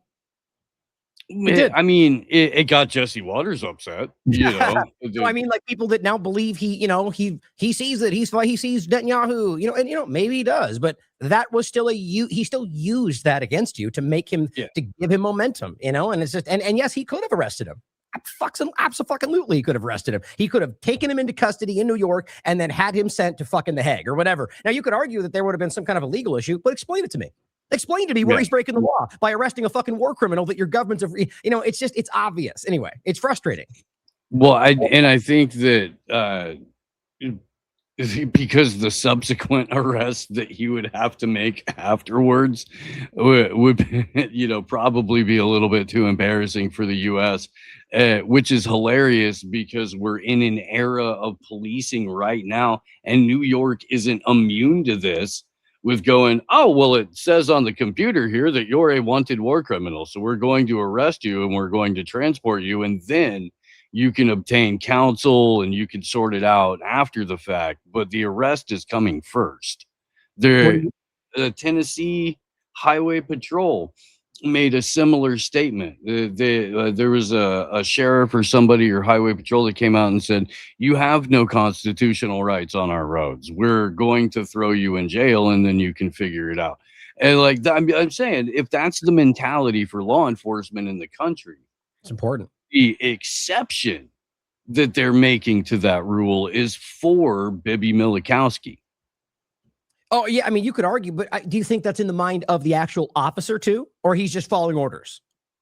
So I think it's a little column A, little column B. But I feel like at the end of the day, it's almost irrelevant, because they're at the enforcement arm, so they're just following orders from it's an establishment thing to protect this person, arguably, because there's going to be mixed levels of opinion. But I mean, I think it's important to think about that though, because I mean, I was just talking about this in a larger sense. Even Bavino just said in some podcast that, which we all know it's easy to verify, but at least now people believe it because it was said publicly by Bavino that he trained with the IDF. Yeah. He said, and it was police too. And yeah, we know this. And so that doesn't mean everywhere all the time, but it matters because now you're seeing an ideological overlap. You're seeing a training overlap. And now you're watching our police change. And I mean, in very vivid ways, even more than this problem existed. We've all seen this. As I pointed out, the Free Thought Project's been breaking down their police abuse for a very long time. But with the ICE introduction and how this is completely fucking exponentially exploded, it is obvious that this is rapidly getting out of control. And what I'm seeing more and more is it's a training issue. And that's why I bring that up, because you're seeing these police officers who fundamentally either don't understand the rights or don't care. By saying, here's the one I keep seeing, and I'm sure you've seen this, where they get pulled over and even state public, I heard, I saw this, that, I just want to make sure you were okay. That's what they keep saying, right? Mm-hmm. And, am I being detained? No, you're not being detained. But, step out of the car. I want to ask you a few questions. And the guy goes, well, no. And he goes, okay, well, if you don't step out of the car, it's obstruction. Yeah. Well, wait, fuck, you just said I wasn't detained. You said I've not committed a crime. So right there, they're violating your rights. They're breaking the law. But the point is, I'm from a policy level, I bet you they're being trained otherwise, because I've seen like a string of those over the last couple of weeks. And I keep seeing this idea, or even walking by somebody and saying, oh yeah, give me your ID. What for what? What am I being detained? Am I committed?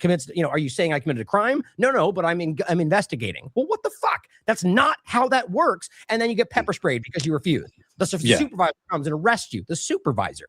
We're in a very bad way right now, guys. I hope everyone's doing well. Good morning to all the people listening over on groundzeroplus.com on the audio only stream. You guys rock. It is when's a good day for a Revolution Wednesday, which means we're joined by our good friend, author, filmmaker, director, literal puppet master, and also was the adjunct professor of electrical alchemy at, how there's like a really well-established college will kind of have like a farm team community college. The adjunct professorship is at the offshoot of William and Mary, which is Bill and Marlene's. And T. Snyder back with us. That was on Wednesday. Bill and Marlene's University. I didn't understand any of the last part of that, but sure. Yeah, the rest of it, that's true. I am actually a literal puppet master. This is literal puppet master. Yes. But no, I'm taking, once again, 2 weeks until I go back to the incredibly arduous process of editing the thing. Talked about it on Grand Theft World this week. They had a guest cancel and they're like, hey, you're on the list to always be on the show. I'm like, why am I on the list to always be on the show? And then I was. So there you go. Right on. Well, that's cool. How'd that go? Oh, it was good. I mean, it was Rich's 20th anniversary of talking about this shit. And that kind of gives you a sense of how it's a war of attrition. And dear God, how do people not get it yet? Because they still haven't found the people who have just been doing it right the whole time. Which it's like, if they just fucking did that, this would be over. But nope. It's it's a short little ladder, really. Yeah, it is. Like, once you're already outside of whatever, you're considering that there may be a counter narrative to the narrative. Once you start considering that, it is a pretty short hop over to Grand Theft World for sure. Yeah. It's just, at that point, it's like you're all in. And I think that's what it is people just don't want to go all in. They just want to be like, I'm still going to vote harder while acknowledging that it means nothing to vote harder. Because if, it's one of those things where it's like, I'm going to do the thing that's antithetical to the thing that I'm doing, but because that way I don't have to go all in. Yeah. Years ago, the guy, the Beanie Man, Tim Pool, the guy who has a tinier hat underneath the beanie every time. Yeah. That guy. Party. Yeah. He put out some tweet that was like, I think we should make it illegal for crazy people to vote. And that was his like provocative way of, going after like, I guess, white liberal moms on SSRIs. I guess. Is Tease verping out or am I verping out? I think it's Tease. At any rate, we'll figure out what's going on with Tease, and I'll let you guys know. But at any rate, hopefully they didn't get him. That would be terrible. I quote tweeted him, and I said, well, look, if the definition of insanity is doing the same thing over and over again and expecting different results, then voting is the ultimate expression of insanity. And therefore, anyone who engages in it, by definition, should not be allowed to. And that would include you, Timmy. Because it's true.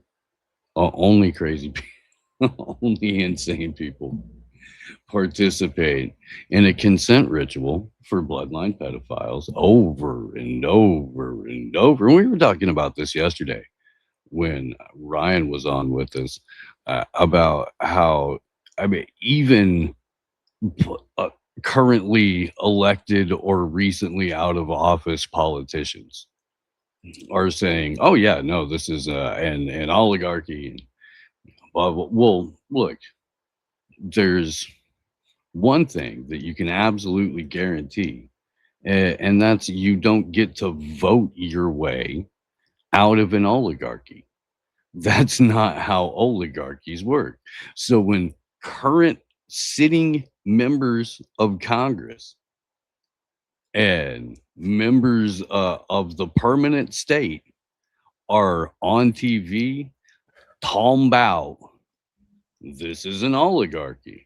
This is, they're not outright saying technocracy, but a lot of the finger pointing rightfully goes to a number of the tech overlord billionaires that have all of the contracts with all of the governments for all of your data and have, I'm sure, 100%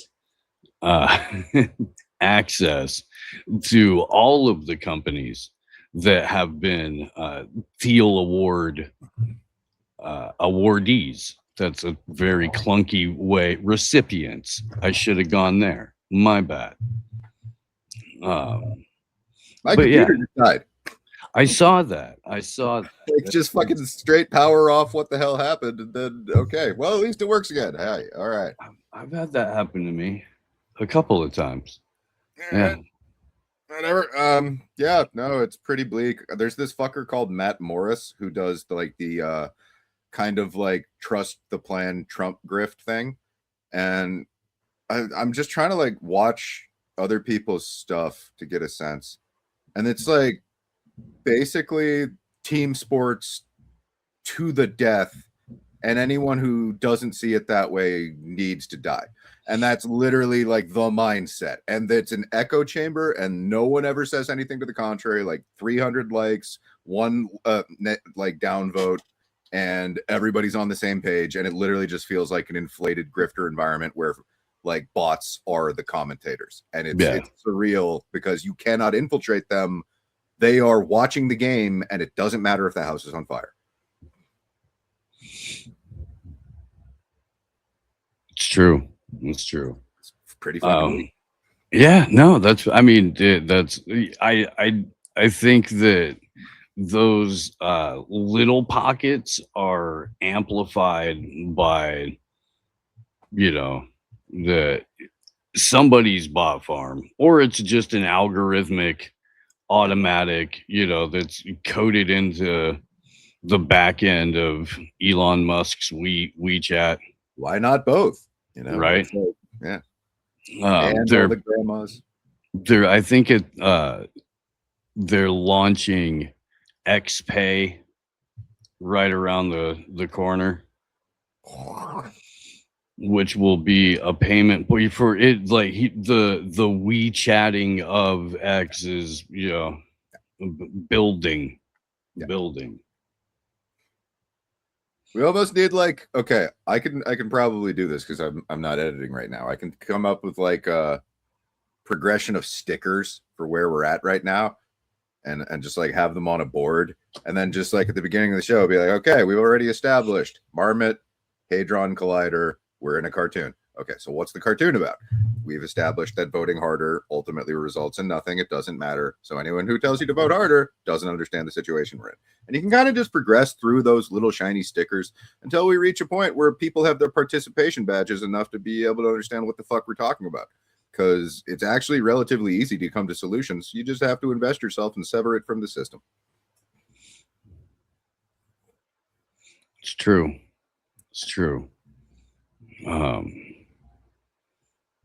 Let's see. Well, you know how we like jokes, right? Yeah. We like jokes on the show. All right. Sure. When Steve's extra tired from a long Uncle Ted talks or something, gotta pull up a joke clip and hit that triple coffee and then bounce back for 45 minutes into the show. Pep. Yeah, here we go. Well, I mean, the fewer things are more, I guess, heartwarming, if not funny, right now than the fact that Lindsey Graham actually is dead. That's very, very beneficial for a lot of people. Not that his legacy won't continue with his sister Darlene, who has been appointed. I mean, it's wild. It's like retarded Game of Thrones. Yeah, but dude, she kept the Graham last name in order to signify that she's inheriting the legacy of his ladybugs. So really, yes. God damn it. Dude, I'm very angry at Instagram. But this is exactly in line with what you were talking about, though, in terms of the people that are just echo chambered. And I understand that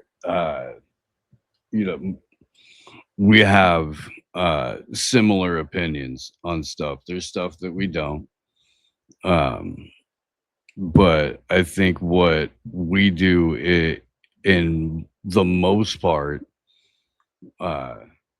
is just put the information out and kind of show you what the people who are saying that they're in charge of our future are saying about what they want to do with that future.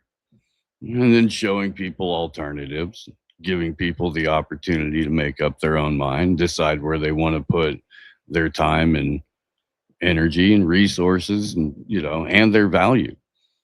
And yeah. So, but when you were mentioning the the bubbles and stuff, it made me think of this. Yeah, especially because I did pop in on the Sarah Tomato panel the other night. What's her deal?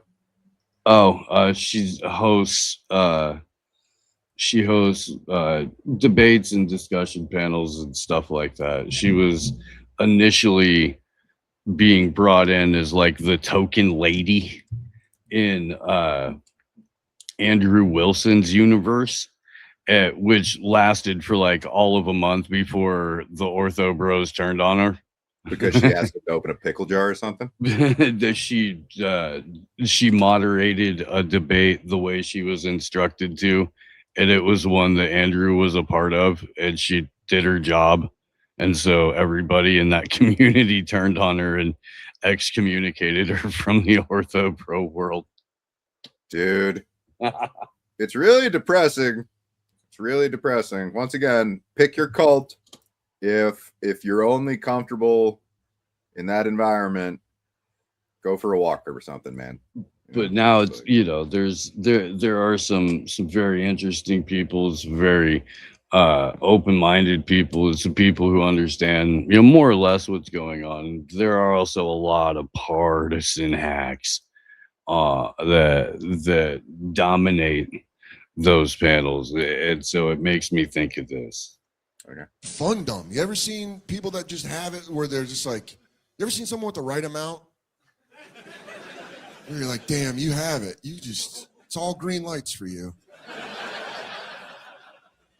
That's what I want, dude. Turn the lights down. Just barely. Just one more. Turn the lights down one. Not two. I don't want to be so dumb I can't live alone. I'm not. I'm not trying to burden a family member, but I just want to enjoy. Like, I would love to walk in a room and see a Fast and Furious trailer and be like, they're going faster. like, how? I want to be. They are the people that see the Fast and Furious trailer. Like, oh my God, it's Furiouser. That's so rad. There's stuff blowing up on a screen. Maybe a hot chick. A quasi-relatable, partially anti-hero, archetypical villain that may get its own spin-off movie, if we're lucky.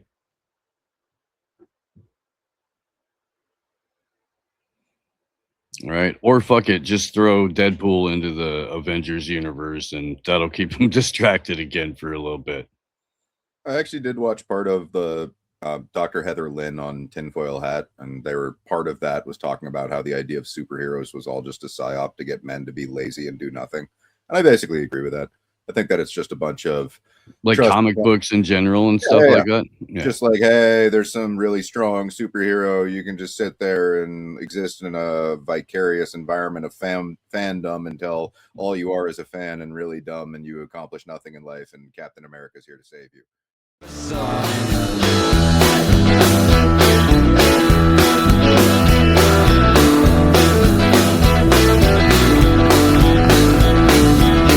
Uncle Slayton's got his Texan pride, back in the thickets with his Asian bride. He's got an Airstream trailer and a Holstein cow.